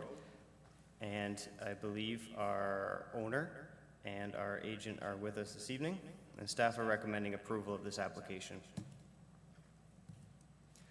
The subject lands identified in red on the key map have a total frontage of 500 meters, a depth of 528 meters, and an area of approximately 27 hectares. The subject lands are located on the north side of Watts Pond Road, on the west side of West River Road, west of the Grand River. The subject lands currently contain approximately 22 hectares of farmland, woodlot, which is approximately 4.3 hectares, an existing detached accessory structure, and the existing dwelling. The official plan designates the subject lands as agricultural and recognizes the existing woodlot. The zoning bylaw identifies that the subject lands are classified as an agricultural. The consent application proposes to sever a surplus dwelling on a parcel of land having a frontage of 161 meters and an area of approximately 4.3 hectares, or approximately 10.6 acres, with the remaining 22 hectares of farmland being consolidated with the abutting farm parcel to the north. So this proposed lot configuration prioritizes the protection of the natural heritage system as confirmed through the completion of a scoped environmental impact study. The proposal was presented to the Agricultural Advisory Committee on March 21st, 2020, who expressed general support for the proposal. The consolidation of the parcels will result in a total area of approximately 55 hectares to be owned and farmed by Sandy Hills Farms Limited. The appropriate conditions have been included to ensure that no new building lots are being created within the agricultural area.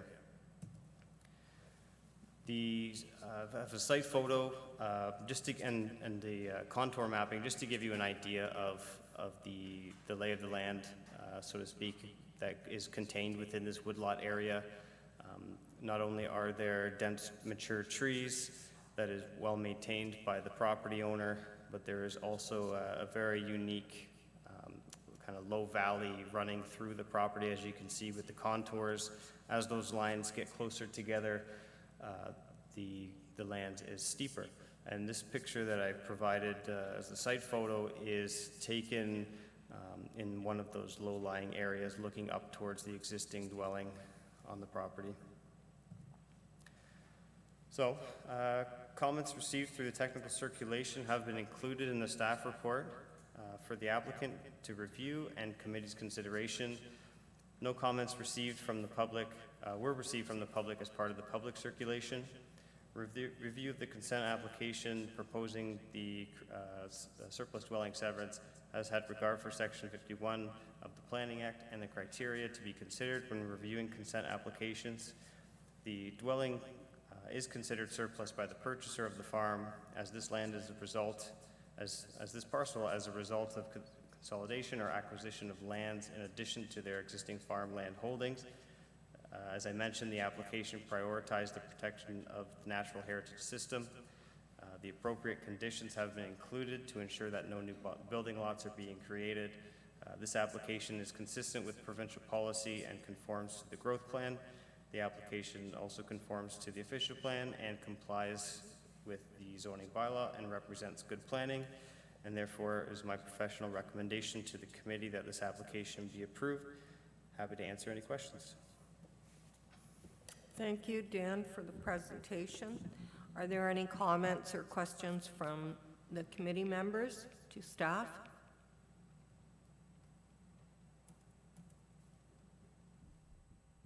Member Hamilton?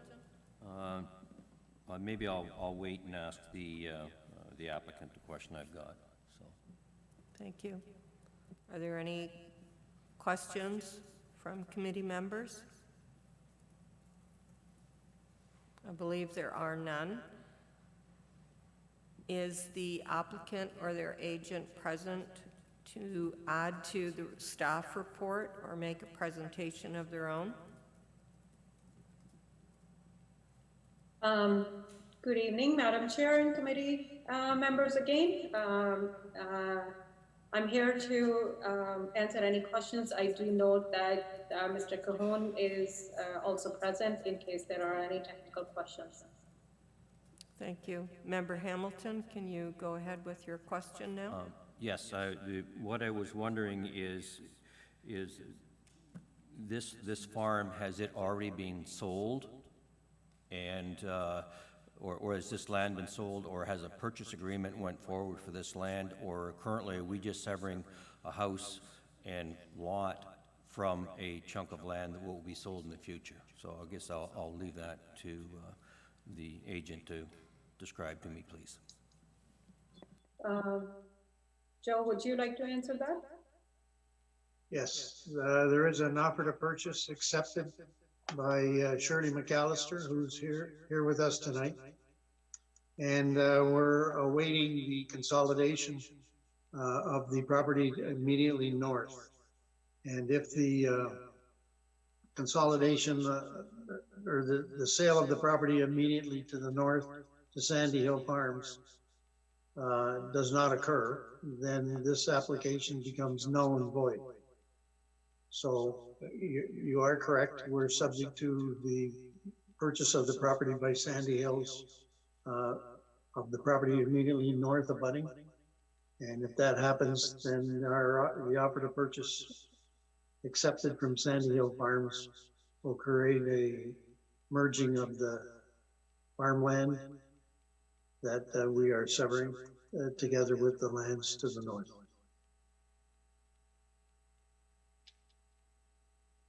Oh, thank you. Are there any further questions or comments from committee members to the agent?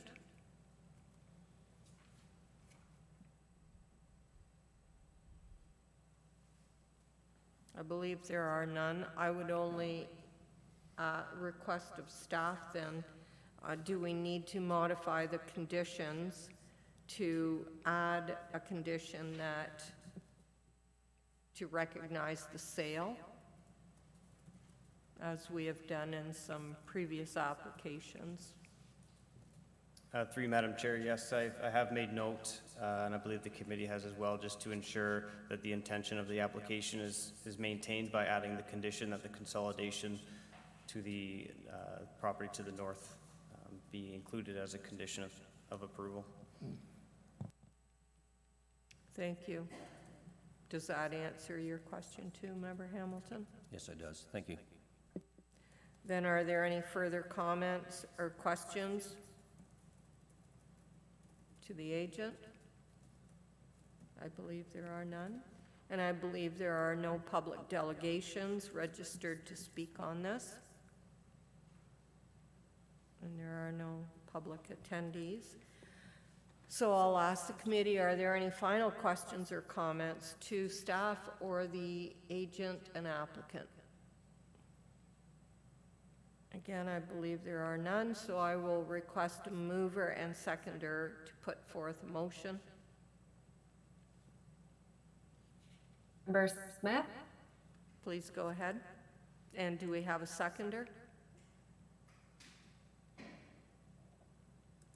Member Schmidt? Member Smith, please go ahead. Moved by myself and seconded by Member Schmidt that application B2622DN be approved as it is consistent with the policies of the provincial policy statement and the growth plan for the greater Golden Horseshoe, and the application conforms with the general intent of the policies of the official plan and the provisions of the zoning bylaw. And subject to the modified conditions? And subject to the modified conditions as discussed. Thank you. I'll now call the vote. Members, please indicate if you are in favor of the motion, starting with Member Emmett. Yes. Hamilton. Yes. Zuloff. Yes. Smith. Yes. Schmidt. Yes. Brown, yes. The motion has carried. The application has been approved.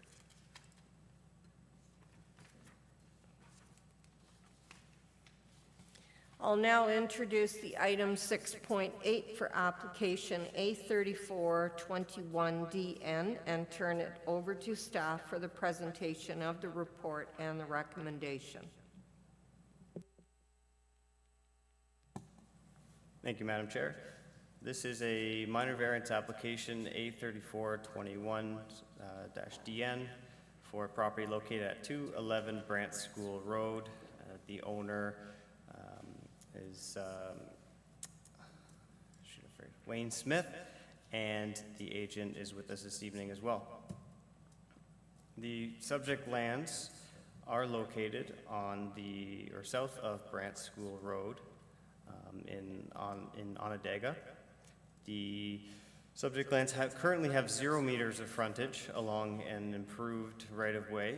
The shape is irregular and has an approximate depth of 700 meters and an area of approximately 55 hectares. A large portion of the property is surrounded by Fairchild Creek and some tributaries that contribute to Fairchild Creek on all sides.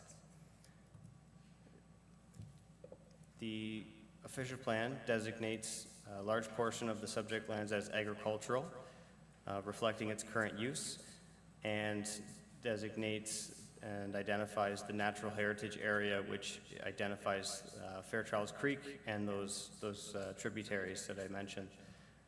This is also reflected in the zoning bylaw, where the center portion is identified as agricultural and the water courses are identified as natural heritage. So the proposal is a minor variance application requesting relief from the zoning bylaw to permit an existing lot of record having 0 meters of frontage within the agricultural zone, where a minimum of 20 meters of frontage is required for an existing lot of record. So this is an existing condition. Historically, the property has maintained or gained access to the property from Brandt School Road over a piece of land that is currently owned by the County of Brandt. And I've identified that piece of land in red on your screen, and I've identified the limits of the subject lands just to give you an idea of the existing situation. So there is currently a request to purchase this piece of county-owned land, and there is a process involved, and the timeline of completing this process is unknown. My best understanding is that it could take multiple months beyond this point, and I can state that the applicant has been pursuing the purchase of this land for multiple months already into the fall of last year. So this application is required, or recognizing frontage or lack of frontage is required in order to obtain building permits for future replacement of the dwelling and future livestock barns. So the applicant is looking to reestablish the agricultural uses on this property, which are permitted, and they require recognition of the frontage situation in order to obtain a building permit. So here's just another image of that existing access. Again, this is something that's been in this condition for some time. My access to historical air photos dating back to 1955 showing this exact access configuration remaining unchanged. So one discussion was had with a nearby property owner who did identify concerns related to tree removal, noise, air quality, burning, shining of lights, and the timing of these activities. My response noted that these concerns are most appropriately dealt with through the County of Brandt bylaw enforcement. No further comments were received from the public as part of this public circulation.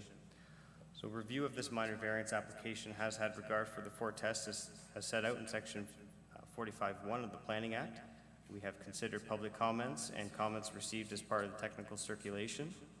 Approval of this application results in the recognition and maintenance of the function of the existing conditions to allow for the reestablishment and expansion of a farming operation. The relief requested is considered minor in nature and desirable for the appropriate development and use of the subject lands. The proposed variance is in keeping with the general intent of the official plan and zoning bylaw, and the proposed variance meets the four tests of the Planning Act. And therefore, it's my professional recommendation to the committee that this application be approved. Thank you. Thank you, Dan, for your presentation. Does the committee have any questions or comments to staff on this? Member Zuloff, to staff. Yeah, I do have some questions about the access. We had some emails earlier today about the access issue. I don't know to Dan if he had a chance to read my email from 5 p.m. today. Through you, Madam Chair, yes, I did. Okay. I mean, from what you're describing, it does sound like there's probably an easement through usage, but at least from what I can see from all the materials, there doesn't appear to be any evidence on title supporting a right-of-way, so that would, it's not reflected on title to the property, in other words, as far as I can see.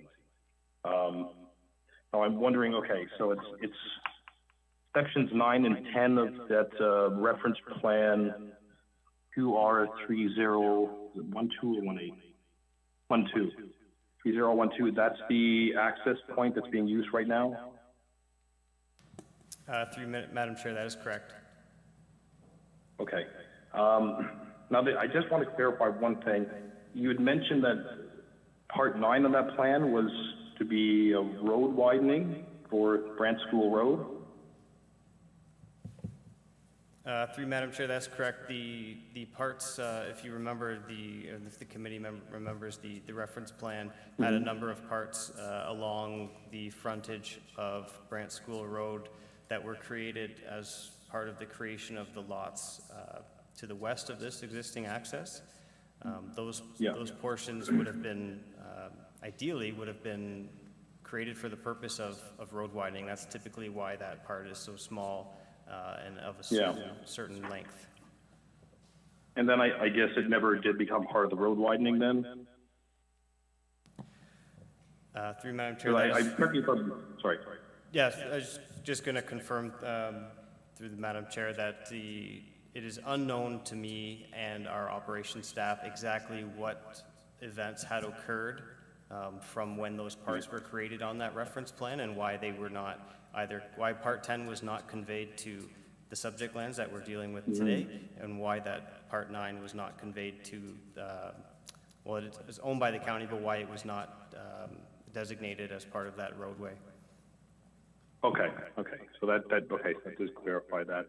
Okay, but I do think, given the lack of evidence on title as to a right-of-way, like there actually being legal access to the property, I think a condition really does need to be added to this, that the applicant provides proof of legal access or creates legal access, whether that's through the creation of an easement or purchasing the land, that sort of thing. That's basically my comment.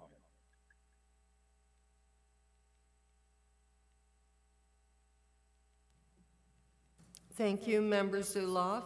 Are there any further comments or questions from committee members? Member Hamilton, please go ahead.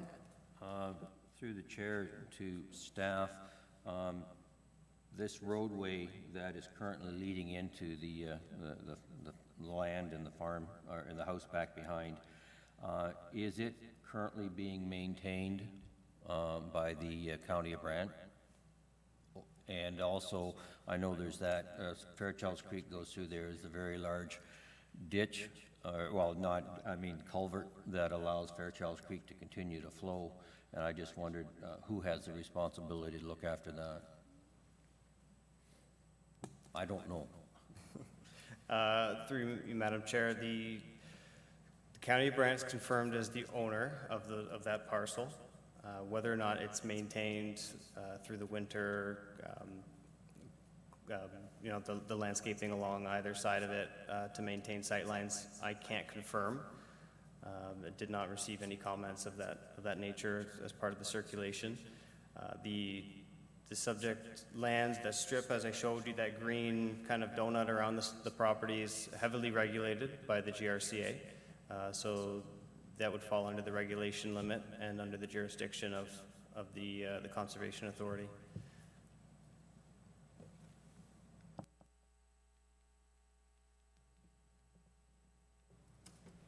Does that answer your question? Yes, it does. I guess to a degree, yeah. If the GRAC is looking after most of the, I was just thinking about maintaining and driving in and out, and also the flow of the creek as it goes on down to the Grand, which the GRC would look after, so. Are there any further comments or questions from committee members? I have a question regarding there were no conditions with this report. Is staff willing to put conditions regarding Member Zuloff's concern? Through you, Madam Chair, I think, certainly staff are supportive of adding a condition that does allow us for some flexibility. We'll have our agent join us to provide a little bit more detail of the intent of the application and the timing of the application and kind of what the purpose of this application is and why we've gone this route rather than wait out the purchase of the land. Again, multiple process going at the same time with the timelines being unknown, so they're really looking for the shortest timelines possible in order to obtain building permits, but I can have the applicant or agent provide that clarification, but certainly we'll look for some wording and maybe some comments from our agent as well. Thank you. And with that, I'll assume there are no further comments or questions from the committee. So we will move on to the applicant or their agent, and I'm assuming they have some comments or additions to the staff report. Thank you, Madam Chair. I am here joined with the owner of the property, Mr. Smith, as well. And thank you, Dan, for the presentation and explanation. So I'll just mention the reason for this minor variance is the owners purchased this property last summer, and even prior to purchasing the property, they have been in communication with county staff about purchasing that little piece of property where the county-owned portion that will give them legal frontage. However, here we are in May of this year, and the process has taken a really long time. It has been initiated. We have got an appraisal in works, and our lawyer is working on putting together a package, a formal package to the county with respect to the purchase as per the requirements. So there has been some communication that has happened. The reason why we applied for minor variances, the owners currently, where they are, they closed the property end of this year, and they have to apply for building permits so that they can move all their operations to this current location. And we can't apply for building permits if there's no frontage. And this was the shortest route for us to kind of move ahead with getting the permits so that we don't lose the construction season. So that was one of the biggest reasons why we chose to go through the minor variance. It's just purely technical. There's no impact on any existing development. It will simply allow them to obtain the permits. The building permits will be for livestock barns as well as replacement dwelling. The current dwelling is not sufficient for the family. In terms of maintaining the access and the culvert, the entire maintenance of that driveway is, it has been maintained by the previous owner and will continue to be maintained by the current owner as well. And there was a comment about culvert. The owners have recently obtained a permit from Grand River Conservation Authority to replace and repair the culvert as well. I believe if there's a condition that is added to this application, it will actually slow down the process. Again, if it is tied to doing an easement or legal access or obtaining the purchase, it doesn't solve us any purpose. We have submitted building permits, and we are just waiting for this minor variance to go through so that those permits can be obtained. We hope that the committee, we believe that this application is minor, it meets all that tests, and we hope that the committee approves this application without any conditions. I'm here to answer any questions, as well as the owners here if there are any specific questions for us. Thank you. Thank you, Rushika. Are there any comments or questions from the committee members to the agent?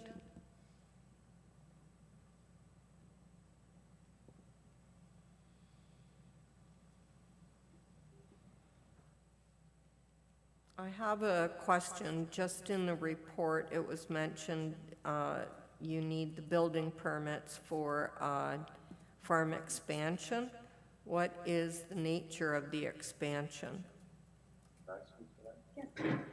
Actually, it's not really expansion. On the existing farm, there was 3 buildings on the barn. Those barns were not repairable. So we went ahead and removed those barns from the site. So basically, we're trying to replace those barns. As far as the road goes, the driveway, I should say, coming in, I had a good conversation with Mary Hoskins earlier in the year. And at one time, she tried to sell this property to the original owner. And there's quite a story behind this, how this property ended up in their hands. And I have records back to 2003 and 1989. Mr. Stone gave them to me. And at that time, I guess he didn't feel he needed to buy it because he was getting in the driveway anyway. But when I talked to Mary, she did mention to me about the end of the right at the road entrance there, that they may want to keep some of that property. And I have no problem with that. Moving forward, we'd like to purchase the piece that's left. And if the township feels that they need to keep some of that, I'm sure that's what they'll do. So I don't see that as being a problem. As far as the culvert goes, that's not really the Fairchild, that's an oxbow, and it's called Mud Run. There's very little water that runs through there except in the spring, but we've gone ahead and got a permit from the Grand River Conservation Area to upgrade the culvert and make a better culvert going forward. We've purchased the culvert, we're waiting for the better weather, I would say, to do that, and we'll use a proper company to do that.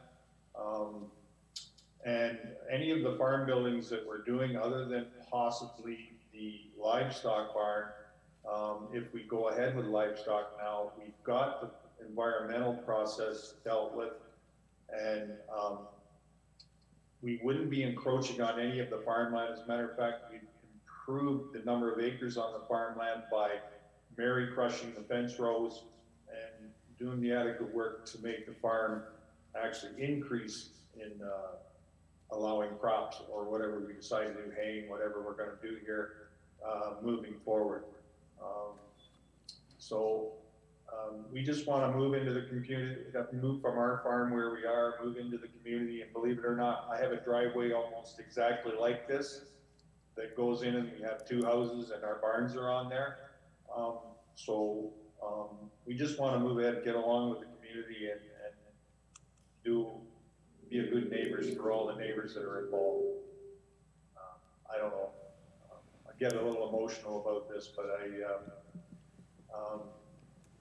I realize it's probably one of the nicest farms in Brant County, maybe in Ontario, and we would just want to keep farming, that's all. Thank you, Mr. Smith. Are there any further comments or questions from the committee? I believe there are none, and I believe there are no public delegations. So I will now request a mover and seconder to put forward a motion. Member Emmett, do I have a seconder? Member Hamilton, please go ahead. Member Emmett. Oh, it's moved by myself, seconded by Member Hamilton, that application A31-21-DN be approved. Thank you, members Emmett and Hamilton. I'll now call the vote. Please indicate if you are in favor of the motion, starting with Member Emmett. Yes. Member Hamilton? Yes. Zuloff? This is including a condition that the applicant provide proof of access, legal access? Yes, subject to the modified conditions and or additional condition. So yes. You stated yes? If it's subject to the modified conditions, yes. Okay, thank you. Member Smith? Sorry to interrupt, but is the applicant aware of that condition? Because they won't be able to get a building permit until they get legal access to the site? If that condition's included? Not to bring it up again, but I'm not too sure if that was made clear. Rashika or Mr. Smith, can you please answer that? The committee is proposing to implement a condition which will require you to obtain legal access to the farm across the county road. Without that condition being satisfied, you will not be able to obtain the building permit. Madam Chair, I think we moved with the minor variance application because we want to get the building permit. The permit has already been applied, and if there's this new condition that is imposed, it will not, we would have to wait for the purchase to be completed, which could take many months. And then the owners won't be able to move their farm operation from where they are currently. So we would request that no new condition is added, and if it won't allow us to get the building permits. This is Member Zuloff again, to Yes. the chair, to the applicant's agent. I would mention that the condition is asking for proof of legal access. That doesn't necessarily mean that they have to purchase that parcel of land to provide proof. If they can establish they already have legal access through an easement through usage in the path that your lawyer could do or provide a legal opinion of that, that would satisfy that condition as well. Here's a good one here. I have a letter. If you want to hear a bit of the story of this, and I know you're busy here tonight, the original people that owned the property, that piece of property, their name was Braun. They had that property, and then they no longer wanted to pay taxes on that property. So they quit paying the taxes on the property, and the township took it over. And that's how they ended up with the property. and Mr. Stone didn't, he figured he owned the property, but he really didn't. So now the township owned the property. So I don't think the township in any manner is gonna deny someone from accessing their farm on a small piece of property. That, how you get that in writing, I don't know. But I have already pushed forward as hard as I could to get, an appraisal done, which is done, and it's in our lawyer's hands, Courtney Boyd, and she's moving forward with us purchasing of that property. But because they changed some of the, and Rashika can speak to this, but because they changed the way you purchase, because Mary Hotchkiss basically said, yeah, you go ahead and purchase that. It's taken time, it's taken a long time actually, and they're changing the way it's written up. So that's the problem, and that's why the variance is trying to be pushed forward so we continue. But I am going to go ahead and buy that piece of property once this is established and we've made the steps to do that. I'm not going to back away from that because I want to do what's right, and I want to have proper access to a farm that's worth a lot of money. Anyway, I don't know what more I can say other than we need that minor variance to get moving forward here. So I will ask staff if what would meet the requirement of that condition, a letter that states, from the county that states they have access to the property across that piece of land? Through Madam Chair, I think there's a few options and that could be included in the, to satisfy that condition. One would simply be a legal opinion from legal staff based on the history and the historical use and the parts that are there. Another option would be to establish a legal easement to demonstrate that there is legal access. And then I guess a third option would be outright purchase of the land that would demonstrate that legal access is being provided. I might mention that the establishment of an easement would be extremely simple if the county consented to it, transfer of easement being registered on title. If I may, Madam Chair, if I'm allowed to speak, the easement would have to come back to this committee before we establish. So then again, we're back in, preparing the application for easement and then registering on title while we are proceeding ahead with the purchase. The owners wouldn't have done this if they were not serious about purchasing that piece of property. There is an access. It has been established for decades. And we actually got a building permit last summer for a coverall building, and that was built. And when we applied for the second permit, it's kept on hold until this minor variance goes through. So it's gonna delay. If it satisfies committee, we can certainly provide a letter from our lawyer basically saying that there is an access. We are in the midst of purchasing that piece, and we'll finish that portion of it. If that satisfies, we are happy to do that.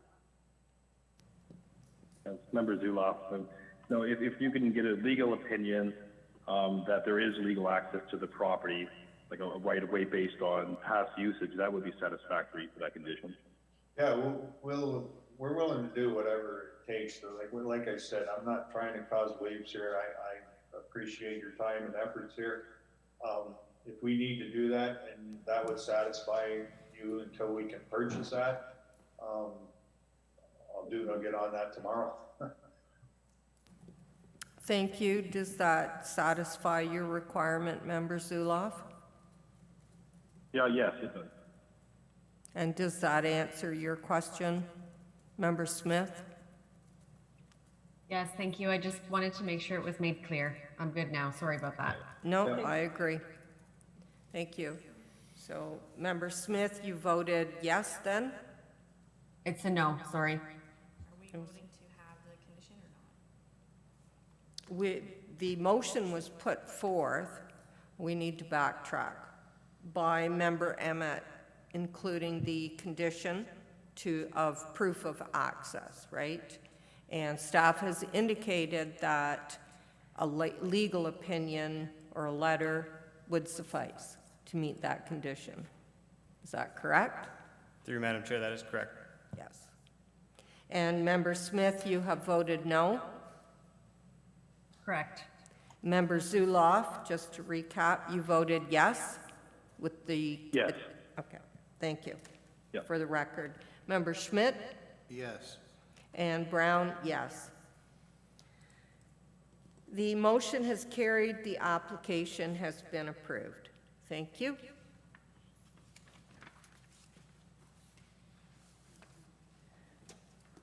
I'll now introduce item 6.9 for application B29-22-Sl and turn it over to staff for the presentation of the report and recommendation.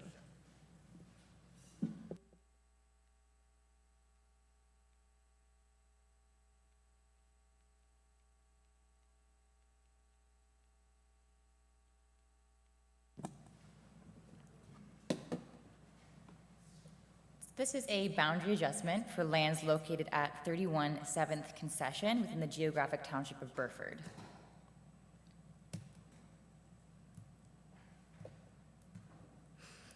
The applicant is proposing to sever and merge an area of approximately 38,000 square meters, 9.4 acres, from 31 7th Concession with 35 7th Concession.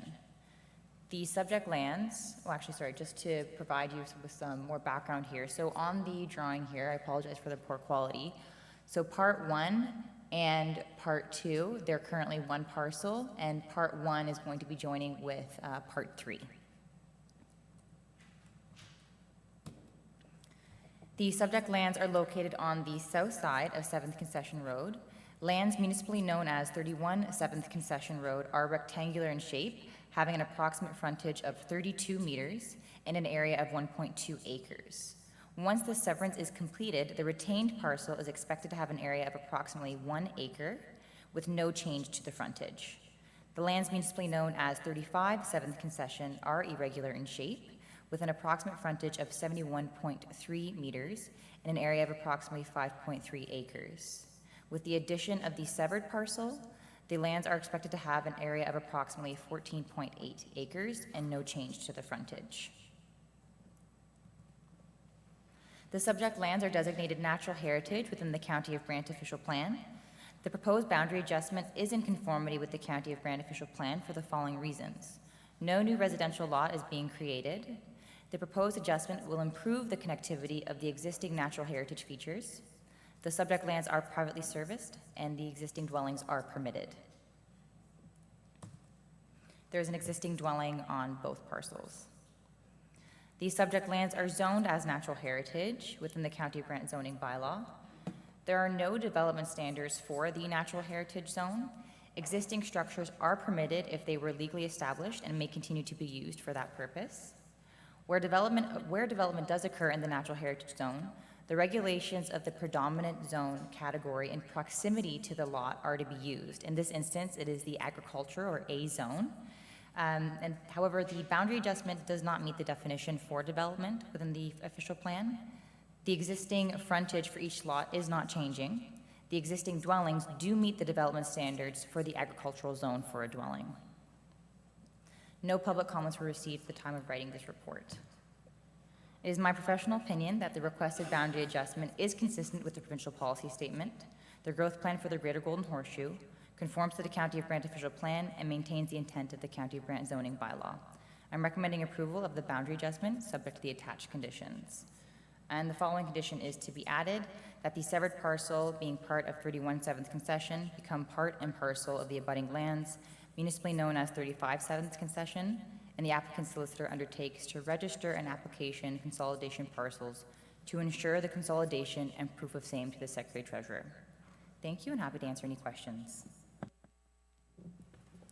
Thank you, Shannon, for the presentation. Does the committee have any questions or comments to staff?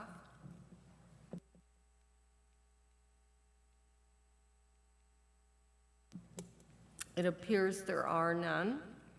Is the applicant or their agent present to provide additional information? Thank you. Can we please have your name? Thank you, Madam Chair. I'm Scott Plandre with G. Douglas Valley. I'm the agent representing the applicant on this matter. It's good to see everybody's smiling faces in an in-person meeting.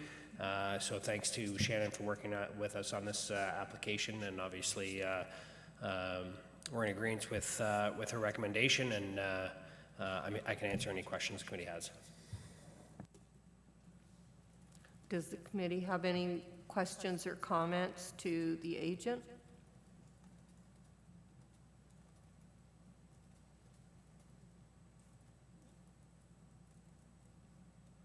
I'll only comment, you are aware that it is proposed an additional condition for the consolidation? Yes, so I'm assuming the merging of, yes, and we are, that's the intent of it anyways, so yes, we are applicable to that. Thank you. And I believe there are no public delegations to speak to this matter? No, there are none. Then I'll ask the committee, are there any final questions or comments to staff or the applicant's agent? It appears there are none, so I will now ask the committee, is there a mover and seconder on this application? Member Schmidt, do I have a second? Member Emmett, please proceed with your motion, Member Schmidt. Thank you, Chair. It is moved by myself and seconded by Member Emmett that the application B29-22-SL be approved. Subject to the amended, yes. Thank you. I will now call the vote, so members, please indicate if you are in favor of this motion, starting with Member Emmett. Yes. Hamilton? Yes. Zuloff? Yes. Member Smith? Yes. Member Schmidt? Yes. And Brown, yes. The motion has carried. The application has been approved. Thank you.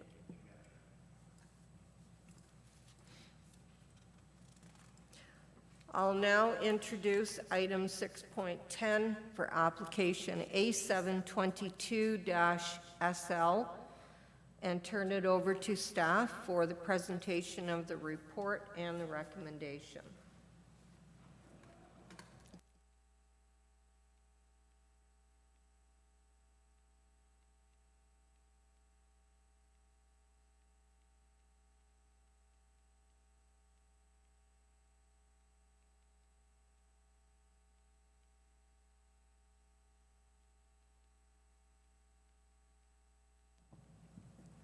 This is a minor variance for lands located at 538 Paris Road within the Geographic Township of Brantford. The applicant is requesting an increase in the maximum allowable lot coverage for an accessory structure, proposing 256.3 square meters, whereas the lesser of 15% of the total lot area, or 140 square meters, is permitted. The subject lands are located on the north side of Paris Road. They are irregular in shape, having a frontage of approximately 75.9 meters in an area of approximately 4.6 acres. The subject lands are designated general commercial and are located within the primary urban settlement area of Paris in the County of Brandt official plan. The proposed variance is in conformity with the County of Brandt official plan for the following reasons. The subject lands are within the primary urban settlement area of Paris. The proposed variance is to facilitate the construction of an accessory structure secondary to the existing and permitted residential use. The proposed development is sympathetic to its surroundings, and the subject lands are privately serviced. The lands are zoned as rural residential within the County of Brandt zoning bylaw 6116. The application complies with the County of Brandt zoning bylaw, as the variance is to request relief from one provision regarding lot coverage. All other requirements of the rural residential zone are being satisfied. No public comments were received at the time of writing the report. It is my professional opinion that the requested minor variance application is minor in nature, appropriate and desirable for the development of the subject lands. The request is in keeping with the general intent and purpose of the county's official plan and zoning bylaw. I am recommending approval of the minor variance application, subject to the attached conditions. Thank you, and happy to answer any questions. Thank you, Shannon. Does the committee members have any questions or comments to staff on this? It appears there are none. Is the applicant or their agent present to make any further comments or add to staff report? If we're present, we could answer questions. And you have nothing further to add to the report? Thank you. Does the committee have any questions or comments to the applicant? Yes, Member Hamilton? Through the chair to the applicant, a couple questions that I have for you is, you say for personal use and storage, maybe, yeah, we'll go up and talk. So the answer can be heard by everybody. For the extra building, it's 30 by 50. What are you planning on using it for, and how tall do you expect it to be? Is this on now? Can you hear me? Okay. It's going to be 9 foot inside, so there is an existing, excuse me, garage there now, but the structure was part of an original barn that was over 100 years old, so it's not deep enough to even house vehicles, so we have vehicles to park in there, a tractor to plow the lane out, that kind of stuff, so we could put that inside. That's basically all we're looking for, because nothing there is big enough to house anything we have now. Okay, yeah, I know, I noticed your tractor sitting outside there beside the other one, and the three-car garage wasn't that large there. The tractor might not even fit in it if you wanted it to. Well, the doors, it's very nice structure the way they did it, but the walls inside had to incorporate some of the existing cement that was over 100 years old, so we can't put because they're only 7 foot wide doors, so you can't even put the truck inside there, so that's what we're looking for. So. Okay, thank you. Okay. Are there any further comments or questions?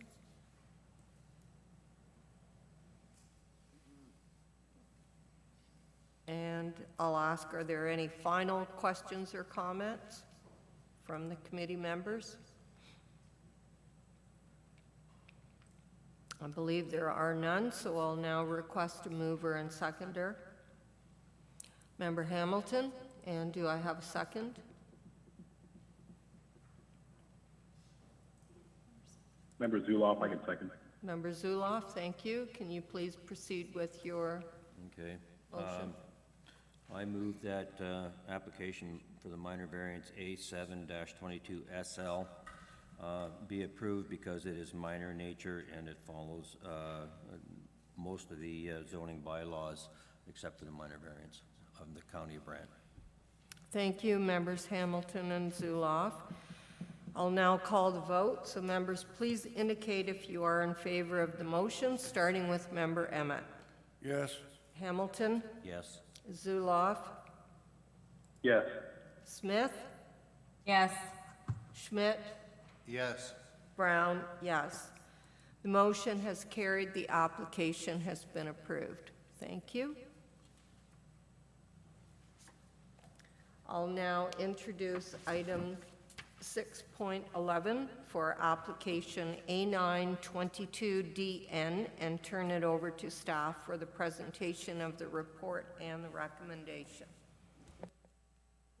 Thank you, Madam Chair. This is a minor variance application, A922-DN, for the property located at 359 German School Road. And I believe our property owner is with us this evening. Staff are recommending approval of the application subject to the attached conditions. The subject lands are located west of Highway 24, east of Clark Road, on the north side of German School Road, within the former Township of South Dumfries. The existing lot of record has a frontage of approximately 30 meters, a depth of 44 meters, and an area of 0.14 hectares. The subject lands currently contain an existing single detached dwelling and detached accessory structure, and the subject lands are currently privately serviced by well, sanitary sewer system, or sanitary septic, and stormwater infrastructure, and surrounding area consists of both agricultural uses and small non-agricultural residential uses. The official plan designates the subject lands as agricultural, and this is the case in the zoning bylaw as well. The proposal is a minor variance application requesting relief from the zoning bylaw to permit an interior side yard setback of 1.4 meters where 4 meters is required. This application is required in order to facilitate a proposed 75 square meter attached garage addition to the existing dwelling. The existing detached garage is proposed to be removed as part of the construction of the garage addition. Here's just a site photo to show you the side of the dwelling that the garage addition would be constructed on. So as part of the circulation of this application, no comments from the public were received. Review of this minor variance application has had regard for the 4 tests set out in Section 45(1) of the Planning Act, as well as those comments received as part of the technical circulation. The relief requested is considered minor in nature and is desirable for the appropriate development and use of the subject lands. The proposed variance is in keeping with the intent of the official plan and zoning bylaw, and this proposed variance meets the 4 tests of the Planning Act, and therefore is my professional recommendation to this committee that the application be approved, and I'm happy to answer any questions. Thank you, Dan, for the presentation. Does the committee have any questions or comments to staff? Member Zuloff, good chair to staff. I just noticed on the R material needed departmental considerations, the developing engineering is recommending that the legal survey is required to verify property lines and setbacks, but it's not amongst the conditions. Is that because it's part of the building permit process, or what's the reason for that? Through Madam Chair, that is correct. If the committee feels appropriate, they could certainly add that as a condition. However, it would be looked at in detail as part of the building permit process. Okay, thanks. Are there any further questions or comments to staff? Member Hamilton? Through the chair to staff, I looked at, I guess I had my map upside down. The garage is going to be on the east side of the house, towards Highway 24, not the, what is it? I looked at it, I was looking, there was a whole bunch of trees in front, and I thought it was going to a house to the next door, but it's going to that open field.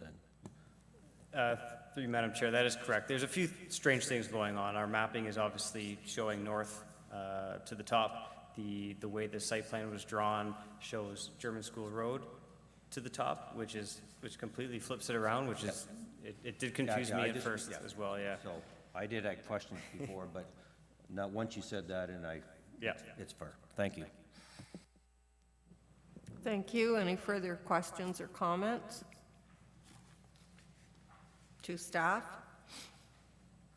Is the applicant or their agent present and wish to add anything to the staff report? Yes, I am present, and I just want to thank everybody for your consideration and Dan for the presentation. Currently, I do not have anything to add at this point, as I feel Dan has covered all aspects of this proposed variance, and I will gladly answer any questions that members have. Thank you. And for the record, you are Andrew Crookston? Yes, that is correct, the owner. Thank you. Does the committee member have any comments or questions to the applicant? I believe there are none, and I believe there are no public delegations registered to speak. So I will just ask, are there any final questions or comments from the committee members? And I believe there are none, so I will request a mover and seconder to put forward a motion on this.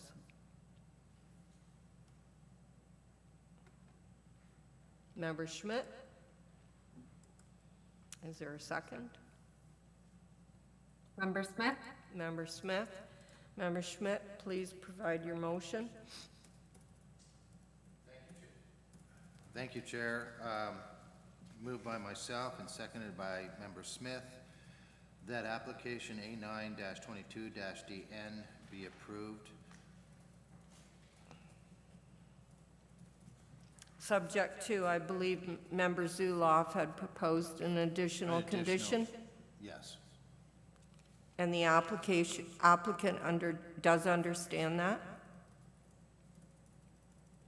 Yes, I do. Thank you. I'll now call the vote, so members, please indicate if you are in favor, starting with Member Emmett. Yes. Hamilton? Yes. Zuloff? Yes. Smith? Yes. Schmidt? Yes. Brown, yes. The motion has carried. The application has been approved. Thank you. I'll now move to item 7 on the agenda. The next meeting is expected to be June 16th, 2022, and will be a hybrid meeting starting at 6:00 p.m. And moving to item 8 on the agenda, may I please get a motion to adjourn the meeting? Member Emmett, do I have a seconder? Member Hamilton, can you provide the motion, please? Moved by myself, seconded by Member Hamilton, that the meeting of May 19, 2022 be adjourned. I'll ask all those in favor indicate with a show of hands, and Member Zuloff, please state yes or no. Members, thank you.